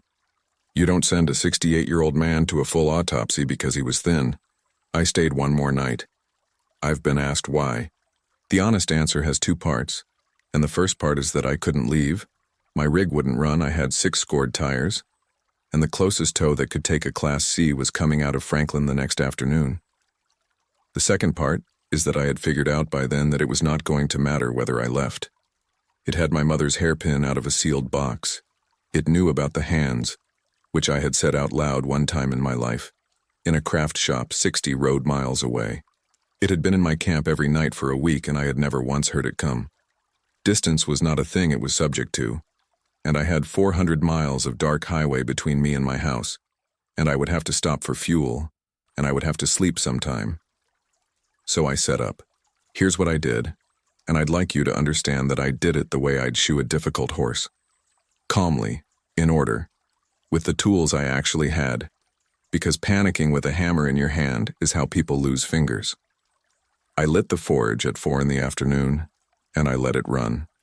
A propane forge with the door bricked down will hold about 2,300 degrees, and it makes a noise like a jet, and it throws orange light 30 feet. I wasn't going to burn anything. Wilma had said stone don't burn, and I believed her. I wanted the light and I wanted the noise because I wanted whatever came to come to a specific place. I set my anvil stand out in the open on the flat, 6 feet from the forge mouth. I put my mother's green box on the anvil. That was the bait. And I knew it was the bait. And I hated it. But Wilma had said you have set out a plate, and I had been thinking about that sentence for 3 days. It came for people carrying holes. I was going to stop pretending I wasn't carrying one. Then I laid out my tools on the ground where I could reach them. My rounding hammer where my right hand would fall, my nippers, and a 3-foot length of 1-inch round stock. And then I did the last thing, which is the thing I still can't decide about.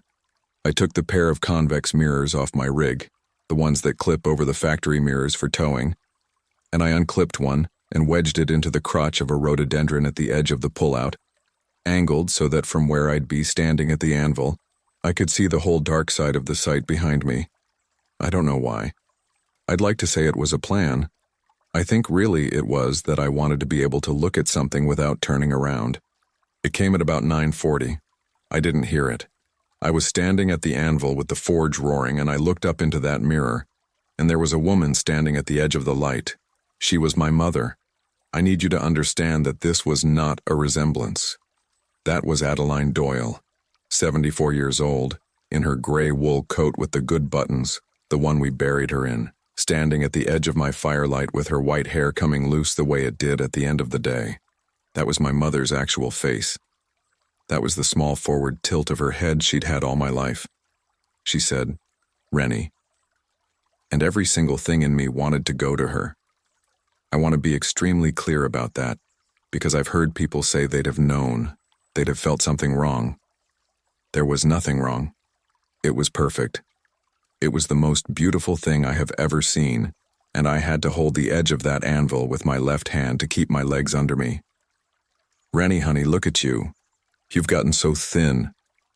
I said, "Mama, come here and let me look at you." And I said, and my voice came out about 4 feet high, I said, "Mama, come here. I want to show you something." She smiled, and she came. She came into the light, walking easy, up onto the flat, and I watched three things and I made myself watch all three. Her shadow was short.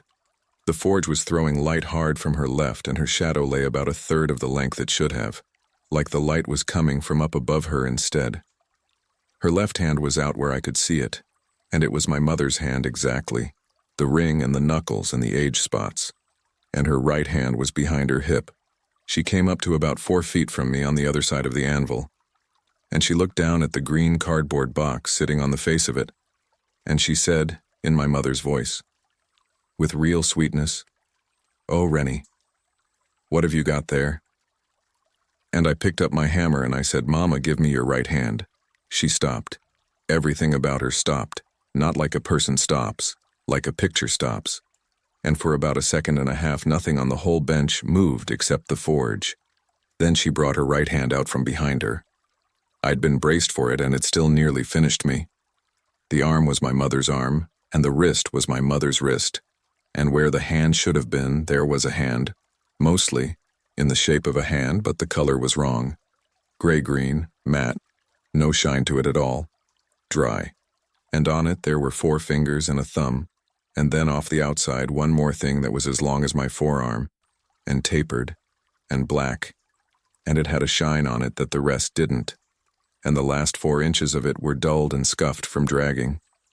She held it out to me palm down the way a woman offers her hand to be taken, and she was still smiling with my mother's face. I hit it, not the fingers. The fist wasn't closed. That's the thing. In the story, her heart's under a closed fist, and this hand was open and offered. So I did the only thing that made sense in the 1/5 of a second I had, which is that I brought my right hand up and over and put 2 pounds of dropped forged steel through the back of that hand at the base of the palm, with everything I had, with the anvil under it. That's the part that mattered. The anvil was under it. A hammer needs a backing. You can hit a thing in the air all day and do nothing.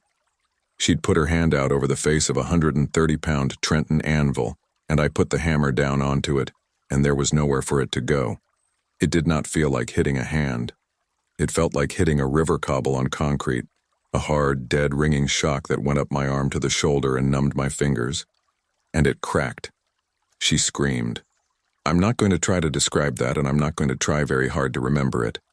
I'll say that it was not a woman's scream and it was not an animal's, and that it went on longer than a thing with lungs can scream, and that every bird in that cove went up out of the trees at once in the dark.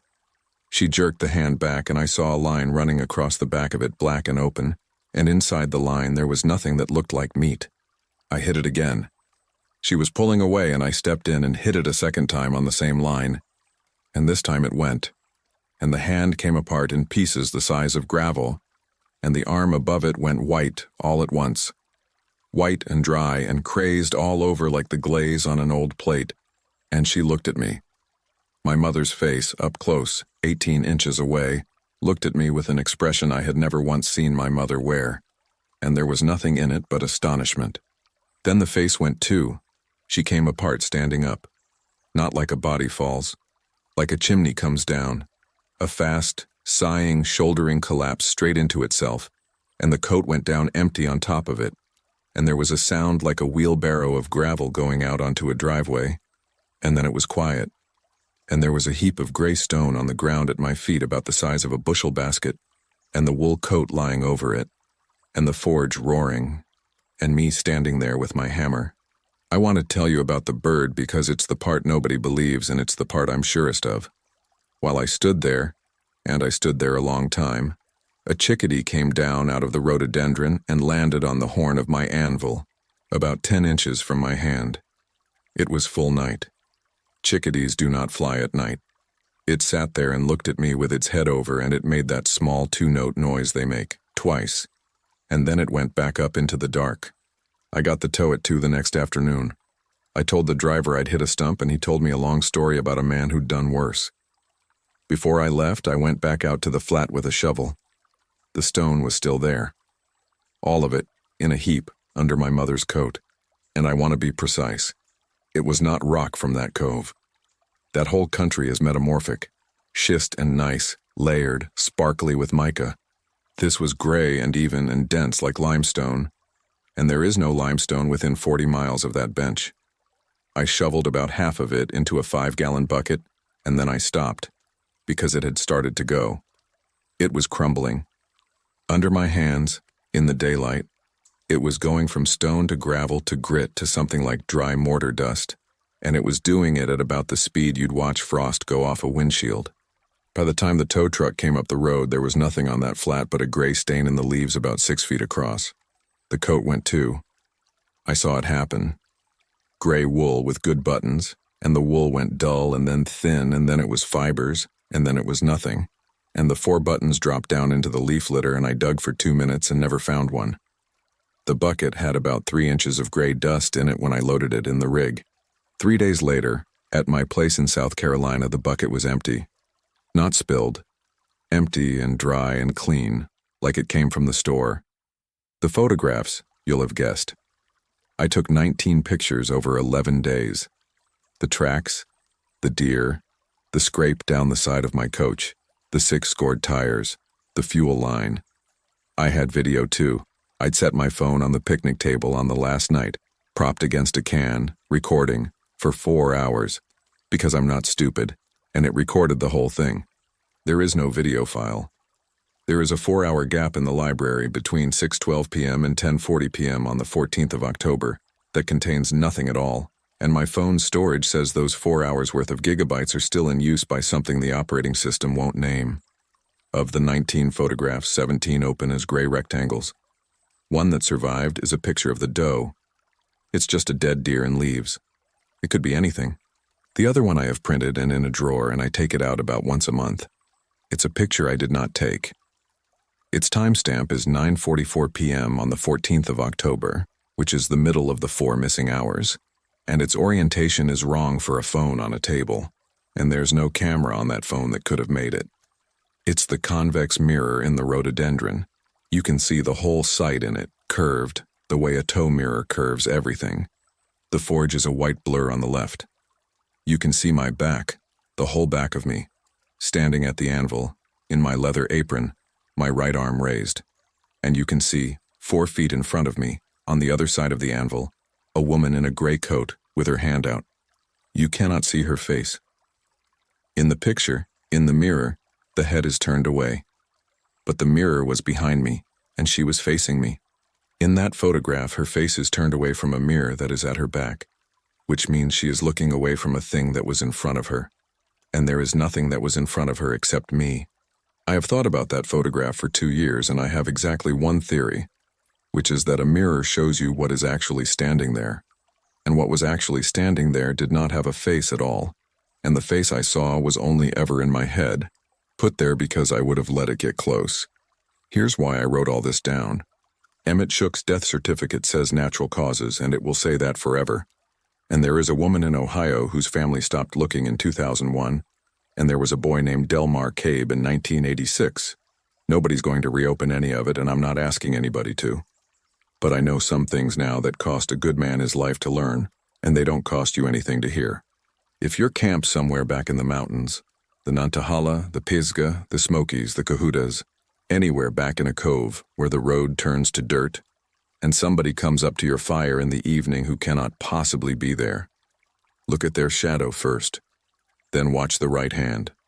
Not the face, not the eyes, not any of the things you'd think of. The right hand. If it stays behind their back or in a pocket or down at their side where you can't see it, then you get up and you go inside, and you do not open the door again until it's light. No matter what it says, no matter whose voice it says it in, no matter what it knows about you that nobody knows. And if you hear an old woman singing to herself out in the timber at 2 in the morning, low and pleasant, like somebody working in a kitchen, that is not somebody who is lost. That's somebody who has already decided about you and is filling the time. I'm all right.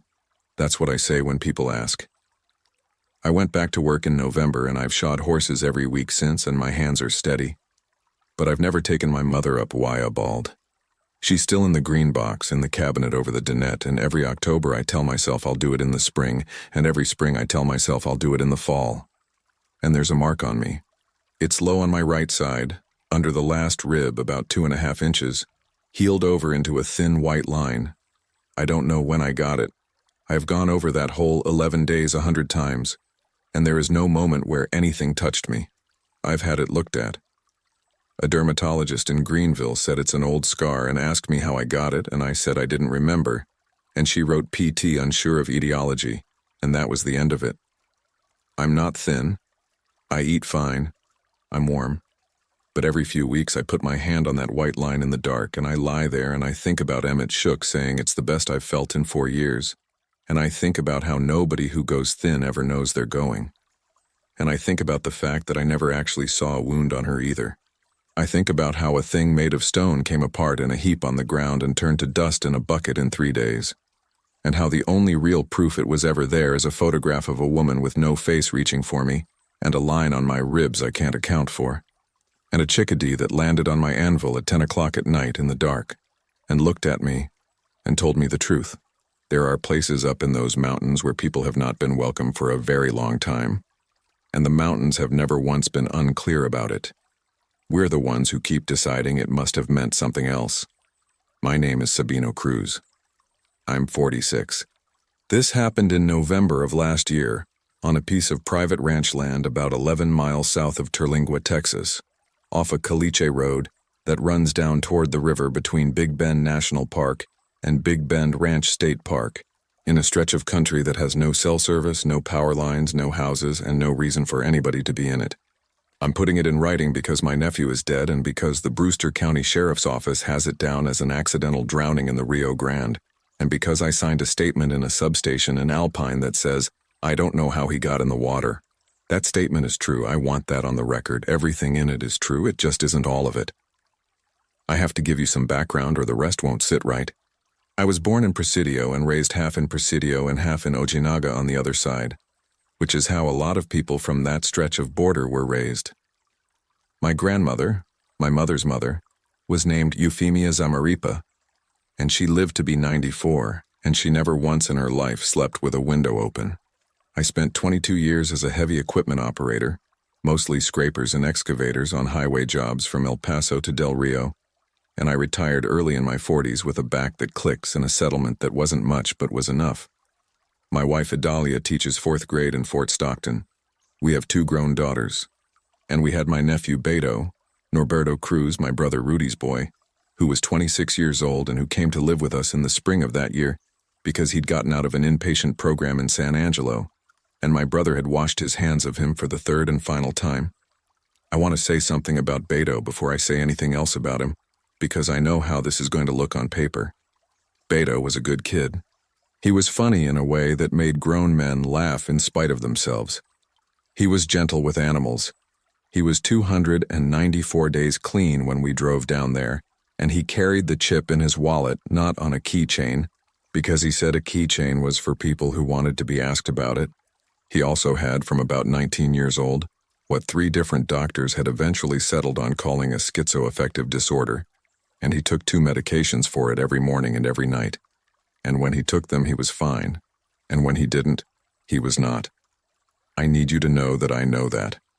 I need you to know that I understood, the entire time, that there was a whole explanation sitting right there in plain view, and that I reached for it constantly. I reached for it right up to the last night and past the last night, and I reached for it in that substation in Alpine, and I would still like to reach for it now. The problem is that I heard it too. The trip was my idea. Beto had never been to Big Bend. He'd grown up in Odessa, which is 4 hours away and a different planet, and he'd never seen the Chisos or the river or the kind of dark you get down there. I've got a 2008 Class C 31 feet, a V10 under the doghouse, 190,000 miles on it, a rig I've had for 11 years and rebuilt about half of.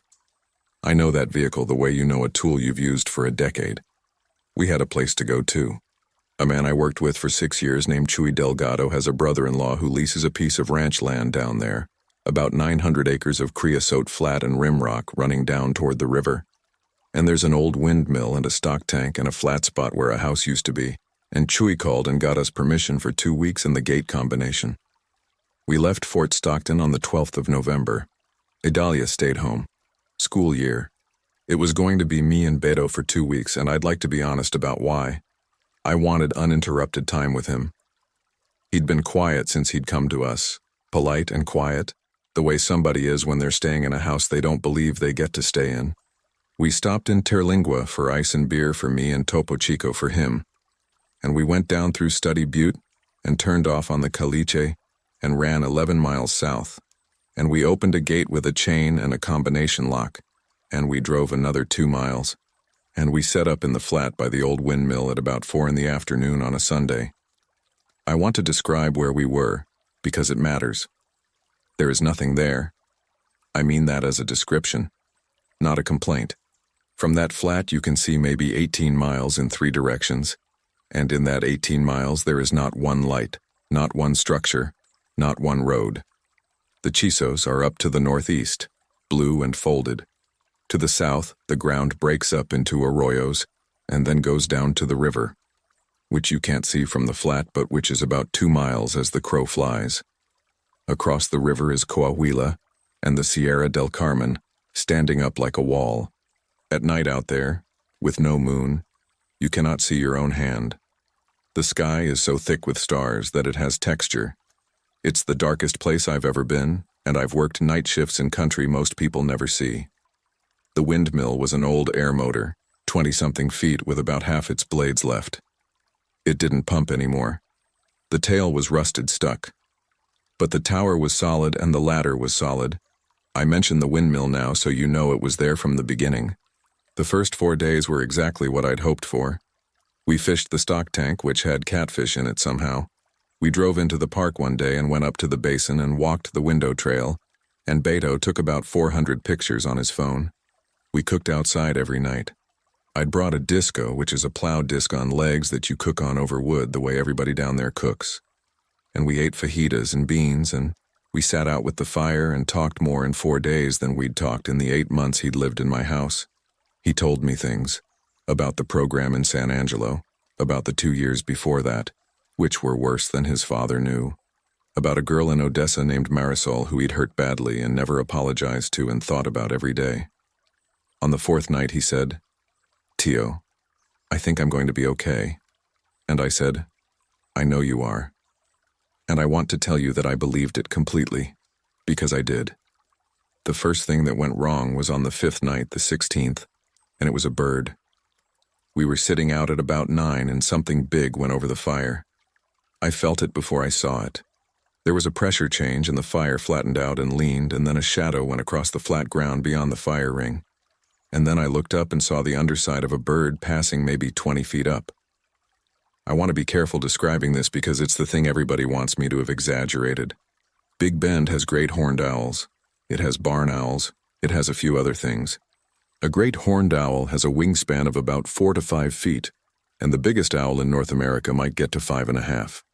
The thing that went over our fire had a wingspan I would estimate at 9 to 11 feet. I have spent my adult life estimating dimensions for a living. You cannot operate a scraper without knowing, instantly and constantly, how wide and how deep and how far. If you handed me a piece of pipe, I'd tell you the diameter within a 1/4 inch. And that bird was at minimum twice the span of the biggest owl that exists. Beto said, "Whoa," and laughed. "That thing was huge." I said, "That was an owl." "That was a pterodactyl, Tio." We laughed about it. We honestly did. It went over and away to the south, and we went back to the fire, and I made a note to look up what raptors get that big down there. And later, from a motel in Alpine, I looked it up, and the answer is none. Nothing in North America has an 11-foot wingspan except a condor, and there are no condors in Texas, and a condor is not an owl and does not fly at night. The second thing was the water pump, on the 6th day. I woke up, and there was no pressure. I went through it in order. Breaker on, pump wired hot, fuse good, tank 3/4. I crawled under and found the pump had run itself dry. It was hot to the touch. The strainer bowl on the inlet was full of air. The line from the tank had come loose at the barb fitting. The hose clamp was still on the hose, and the hose was still round, and both of them were lying on the frame rail 4 inches from the fitting they belonged on, and there is no way in the world for a clamped hose to come off a barb fitting and stay round. I put it back together and bled it, and it worked fine. The third thing was that night. and it was the first time I heard the sound. It was about 11. I was in bed. Beto was on the dinette bed up front, and from the direction of the windmill, maybe 80 yards, there was a noise. It was not an owl hooting. I've heard 10,000 owls. This was long and descending and thin, and it had a break in the middle of it, and the closest thing I can compare it to, and I know how this sounds, is a woman crying with her mouth closed. 2, 3 seconds, then a pause, then again. It went on for probably 10 minutes. In the morning, Beto asked over coffee in a very careful voice, "Did you hear something last night?" And I understood the carefulness immediately, and it broke my heart a little, because what he was really asking was, did that happen, or is it starting again? I said, yeah, some kind of bird up by the mill. And the relief that went over that kid's face is something I'll carry. On the 7th day, we drove into Terlingua for ice, and I met Doña Aurelia Ontiveros, and that's where this stops being weather and starts being something else. There's a place in Terlingua Ghost Town, up past the porch where everybody sits, a little shop that sells rocks and jewelry and dried herbs and candles. A yerberia, more or less, though it's got a rack of postcards too because it's Terlingua, and everything is two things. The woman who runs it is somewhere in her 80s, small, sharp-eyed, hair in a braid gone white. Beto went to look at the rocks. He liked rocks. He was over by the window with a piece of Mexican fire opal, and I was buying a candle for Idalia because she collects them.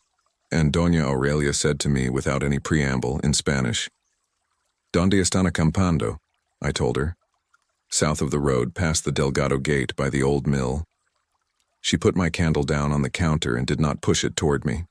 How many nights? 7? How many more? 7.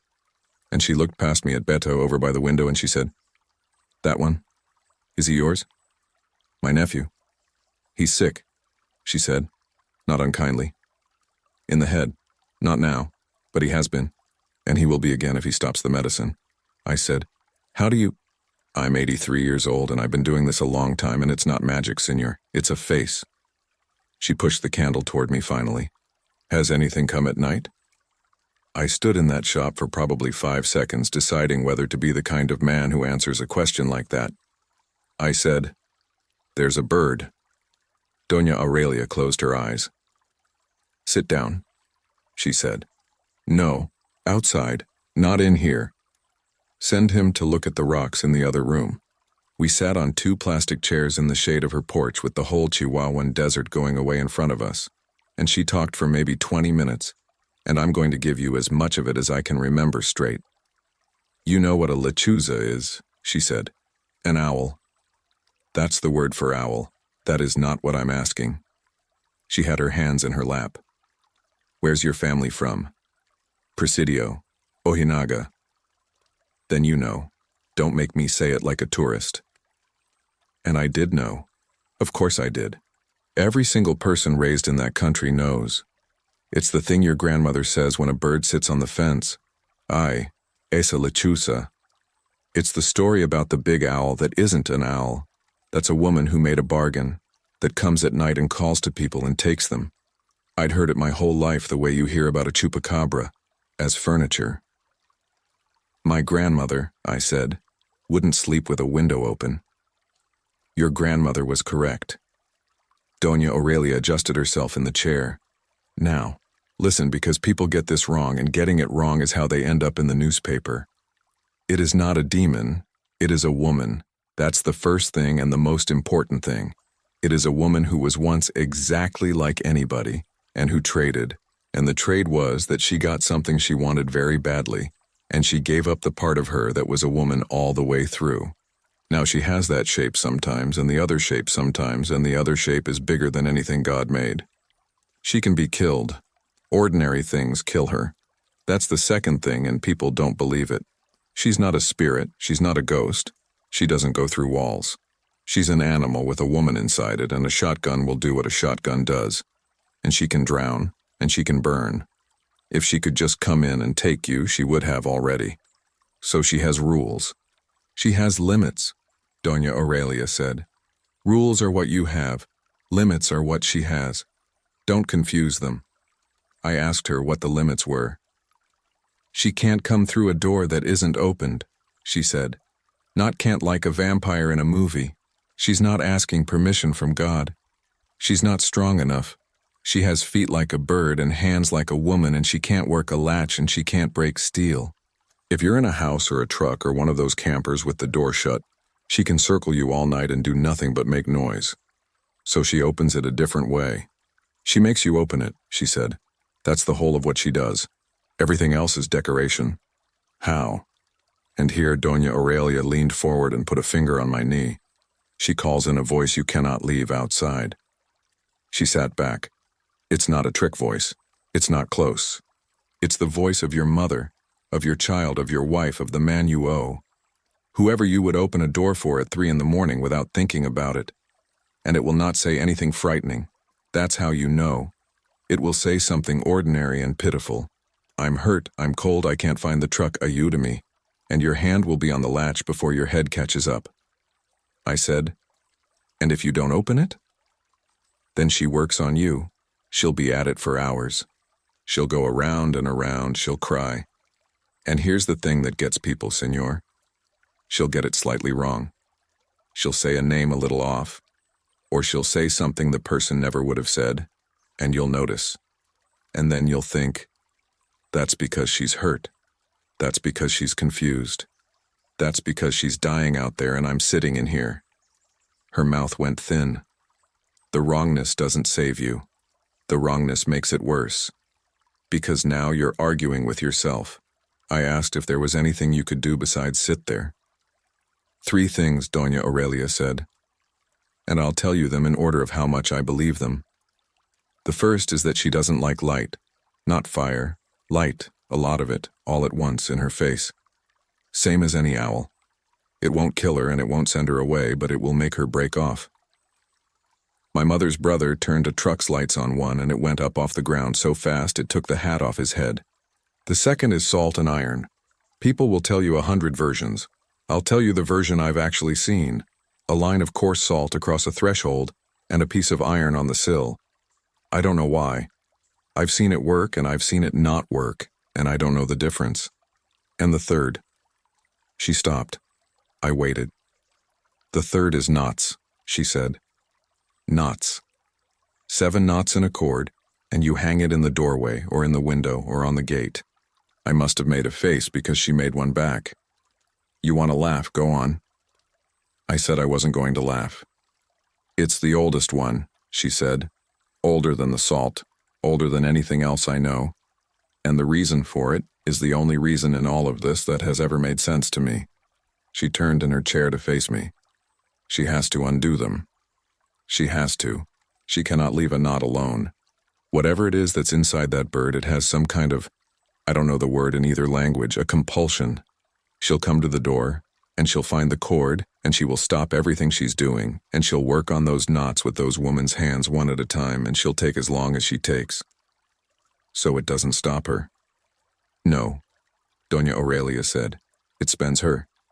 7 knots is most of a night. And whatever else that thing is, she is bound by the same sun as an owl and a coyote and everything else that hunts in the dark. She has to be gone before it comes up.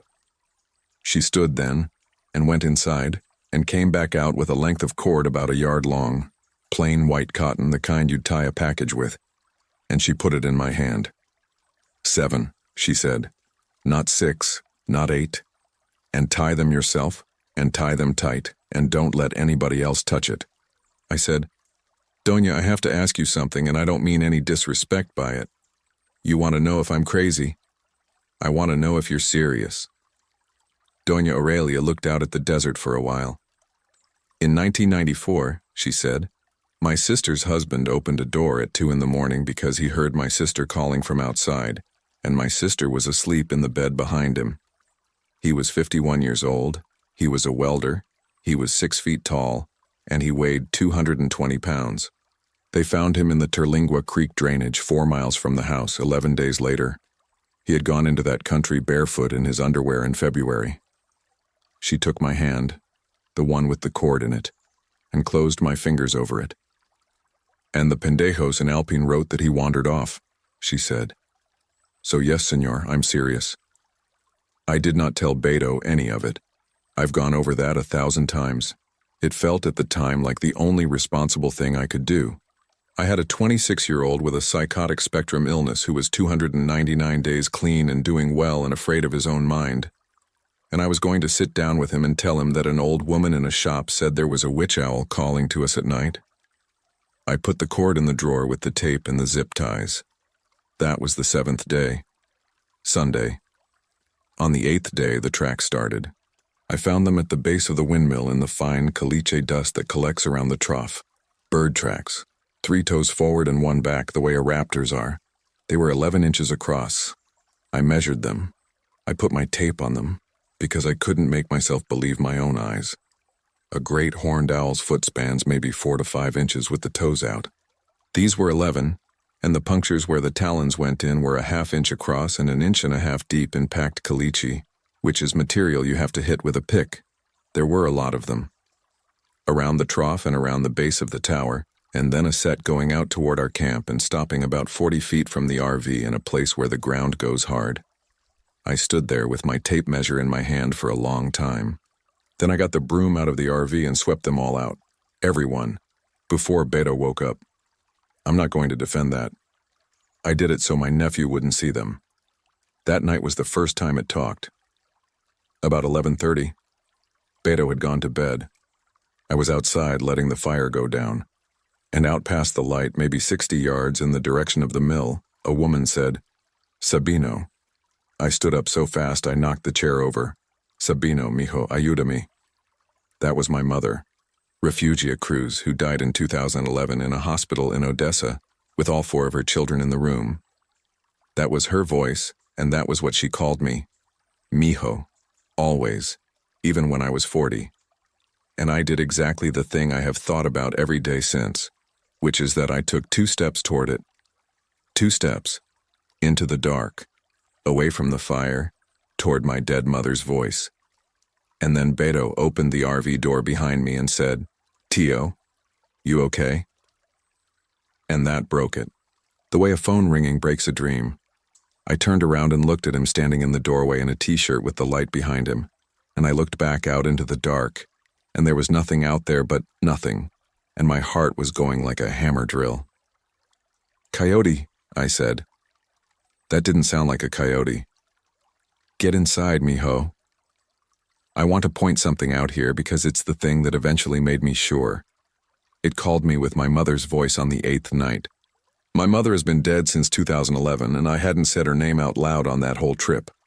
But it called Beto with something worse, and it took it 4 more days to figure out what.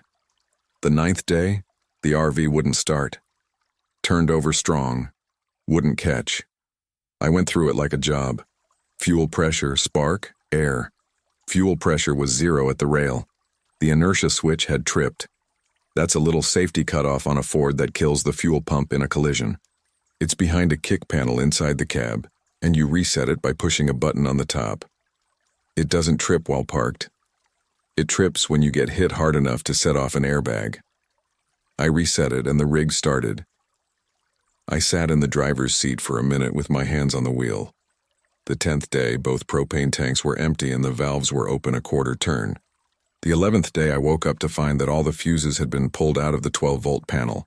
Every one of them, 16 fuses out of their slots, and set on the counter in a row, in order from left to right, largest amperage to smallest. That's the one that finished me. Because that isn't damage. That's tidiness. That's a thing with hands, working carefully, inside my vehicle, while 2 grown men slept 12 feet away. I checked the door. Locked. I checked the windows. Everyone latched from the inside. The roof vents were closed. I put the fuses back and I went outside and I stood in the sun and I got the cord out of the drawer. I tied 7 knots in it. Overhand knots pulled down tight, spaced about 4 inches. And I hung it inside the RV door on the coat hook. And when Beto asked me what it was, I said it was a thing for the transmission dipstick. And he accepted that, because he was 26, and it was his uncle who'd operated heavy equipment for 22 years. On the 12th day, Beto started to slip and I didn't see it in time. Looking back, there were 3 signs. He didn't eat breakfast. He asked me twice, 4 hours apart, what day it was. And in the afternoon, he went out and sat by the stock tank by himself for 3 hours, which he had never done. When he came back in at dark, he said, "Tio, does that bird say my name?" I said, "What?" "The bird, at night."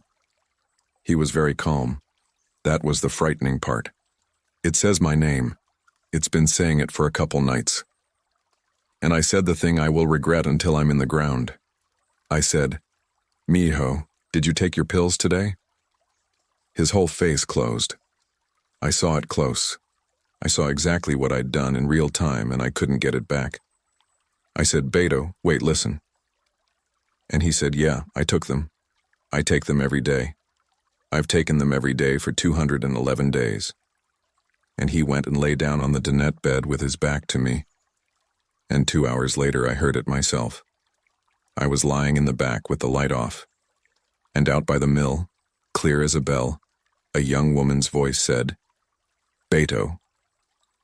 Not a call, conversational, the way you'd say it across a kitchen. "Beto, please, I'm not mad at you." I sat up. "Beto, I never told anybody. I never told anybody, I swear." And from the front of the RV, I heard my nephew stop breathing. He said, "Marisol?" I was up and moving before I knew I'd decided to. I came out of that back bedroom and Beto was standing at the door with his hand on the latch and the cord with the 7 knots hanging 6 inches from his face. I got there. I got my hand over his hand on the latch. "Tio, that's Marisol." "It's not. That's her. That's her voice. That's..." He was pulling. Not violently. He was pulling the way a kid pulls, half strength because he still thought I'd let go. "You don't understand what I did to her. I have to..." "Beto, look at me." Outside, the voice said, "Beto, I'm cold. I've been walking a long time." And Beto Cruz looked at me with his eyes full and said, "Tio, please." I put my back against that door and I did not move. He fought me for a while, not hard. 26 years old and my sister-in-law's boy, and he could have put me on the floor if he'd wanted to, and he didn't want to, and that's the only reason it worked. And then he sat down on the floor of that RV with his back against the cabinet and cried like a child, and I sat down next to him and I told him. All of it. Doña Aurelia. The cord. The tracks I'd swept up. The fuses. The bird over the fire on the 5th night. Everything I'd kept from him for 5 days because I thought I was protecting him. And when I finished, he was quiet a long time, and then he said, "You should have told me on Sunday." "I know. You let me think it was me." "I know, mijo. For 5 days you let me think it was starting again." He wiped his face with the heel of his hand. "Do you know what that's like? Do you have any idea what that week was like?" And I said no. And that was true. It went at that door for 4 hours. I'm going to tell this part in as much order as I can. It circled. We could hear it. Not footsteps exactly, but a heavy shifting sound going around the coach and every so often something dragging along the aluminum siding. It cried. That thin, descending noise, right outside, 6 feet from where we were sitting. It used Marisol's voice for maybe an hour. And it said things that Beto told me afterward were true things. Things that had happened between them that nobody else on earth knew. And then it stopped using her voice, and it used my mother's again. And then it used Idalia's, my wife, who was 300 miles away in Fort Stockton asleep in our bed. And that was the worst hour of my life. Because it said, in her voice, that she'd driven down because something had happened to our daughter, and it said our daughter's name, and it said it right. And then, around 2:30, it stopped talking and started on the knots. You could hear it.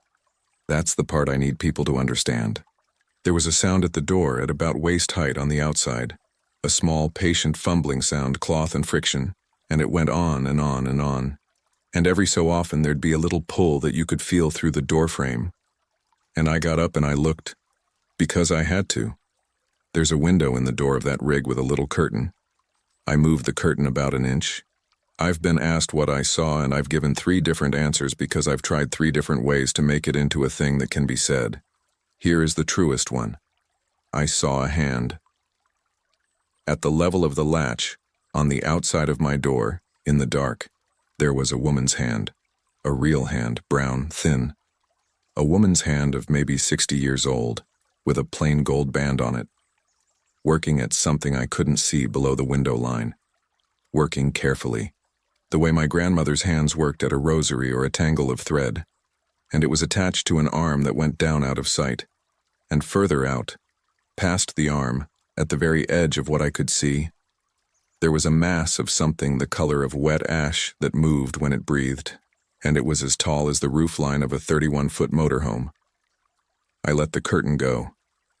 I sat back down. Beto said, "What is it?" And I said, "Don't." At about 4:45 it stopped. There was no sound at all for maybe 2 minutes, and then there was a heavy, dry, enormous slap of air, one, and then another, and the whole coach rocked on its springs, and something went up off the ground. We sat there until the sky went gray. When it was light enough, I opened the door. The cord was hanging on the outside handle where I had not hung it. It had been on the inside coat hook. There were 4 knots left in it. 3 had been undone. Not cut, not frayed, not pulled apart. Undone correctly the way you undo an overhand knot, worked loose and drawn out, leaving the cotton kinked where the knot had been. 3 and 4 hours. I did the arithmetic standing in my own doorway at 6 in the morning. 4 knots left at about 80 minutes a knot was 5 hours and 20 minutes. We had 1 more night on that lease, and the night was going to be about 11 hours long. I said, "We're leaving. Right now. And here's where it comes apart, and I've never been able to make this part fit. The RV wouldn't start. Of course it wouldn't. This time it was the starter. Dead, no click. And when I got under there with a light, I found the wire off the solenoid, and the terminal nut sitting on the crossmember. I put it back on. It started. We had it running. It was running in the yard at 7:15 in the morning, and I had the leveling blocks in and the door of the trailer shut. And Beto was standing outside by the passenger door with his backpack on, and he said, "Tio, my chip." His sobriety chip. 294 days. It lived in his wallet, and his wallet was in his jacket, and his jacket was on the folding chair by the fire ring, 40 feet away, in broad daylight, at 7:15 in the morning, with the sun up over the Sierra del Carmen. I said, "Go get it. Fast." And I watched him walk to the chair. I watched him. I was sitting in the driver's seat with the engine running, and I watched my nephew walk 40 feet in full daylight and pick up a jacket. And then I looked down at the gauges for, I want to say 4 seconds. I looked down because the temp needle was climbing, and I'd been worried about the thermostat for 2 days. And when I looked up, he was walking south. Not running. Walking at a normal pace. Away from the RV, out across the flat toward the arroyos with his jacket in his hand. I laid on the horn. I yelled out the window. I got out and ran after him yelling his name, and I am 46 years old with a bad back, and he was 26. And I did not close the distance 1 single foot in 1/4 mile. He never turned around. Not once. He never looked back. He never sped up. He never acknowledged that I was behind him screaming. He went down into the first arroyo, and I lost him for about 90 seconds, and when I came over the lip, he was already up the far side and going. And then the country down there does what it does, which is fold. I looked for 11 hours. I did it right.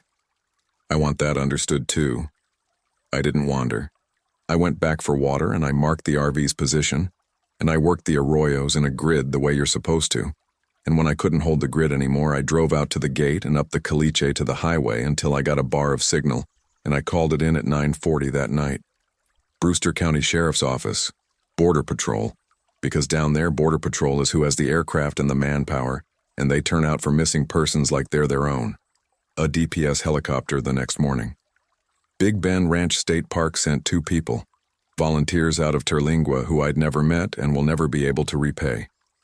They found him on the 3rd day, in the river, about 6 miles downstream from the closest point our lease came to the water, caught in a snag on the American side. Barefoot. No jacket. Nothing in his pockets. The medical examiner in El Paso did it properly. Drowning. Water in the lungs. The whole finding. No trauma. No defensive injuries. Nothing under his nails. Toxicology came back clean. No alcohol, no drugs, and his prescriptions at therapeutic levels, which means he'd been taking his medication exactly like he told me he had. The deputy who took my statement was a young guy named Farrell, and he was decent about it. He asked me if my nephew had a history, and I said yes because it was true and because it would have come out anyway. He asked if he'd been acting strange, and I said yes. He asked if I had any idea why he walked off, and I sat there in that substation in Alpine and I thought about telling him. And I didn't. I want to explain that, because I've been asked. Idalia asked me.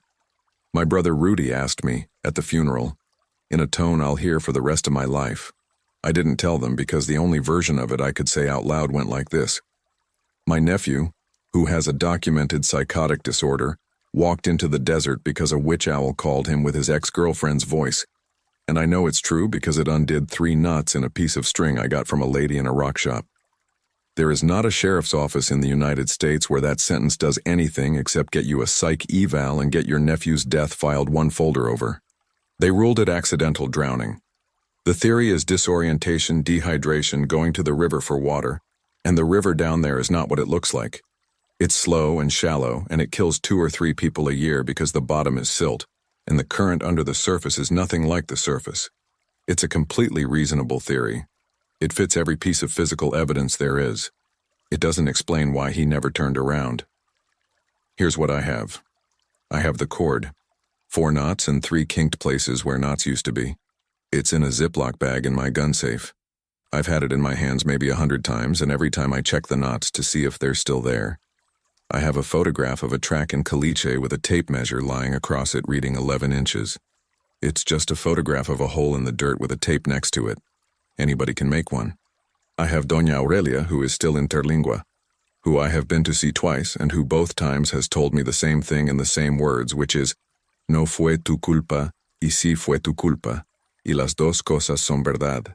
It wasn't your fault, and it was your fault, and both of those are true. And I have one other thing.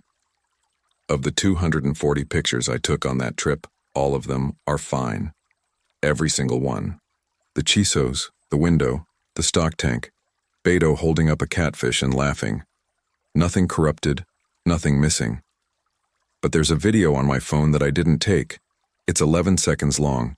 It's time-stamped 3:04 a.m. on the 17th of November, which is the night of the knots. My phone was on the charger on the counter, screen down, and I was sitting on the floor 8 feet away with my nephew. It's dark. You can't see anything.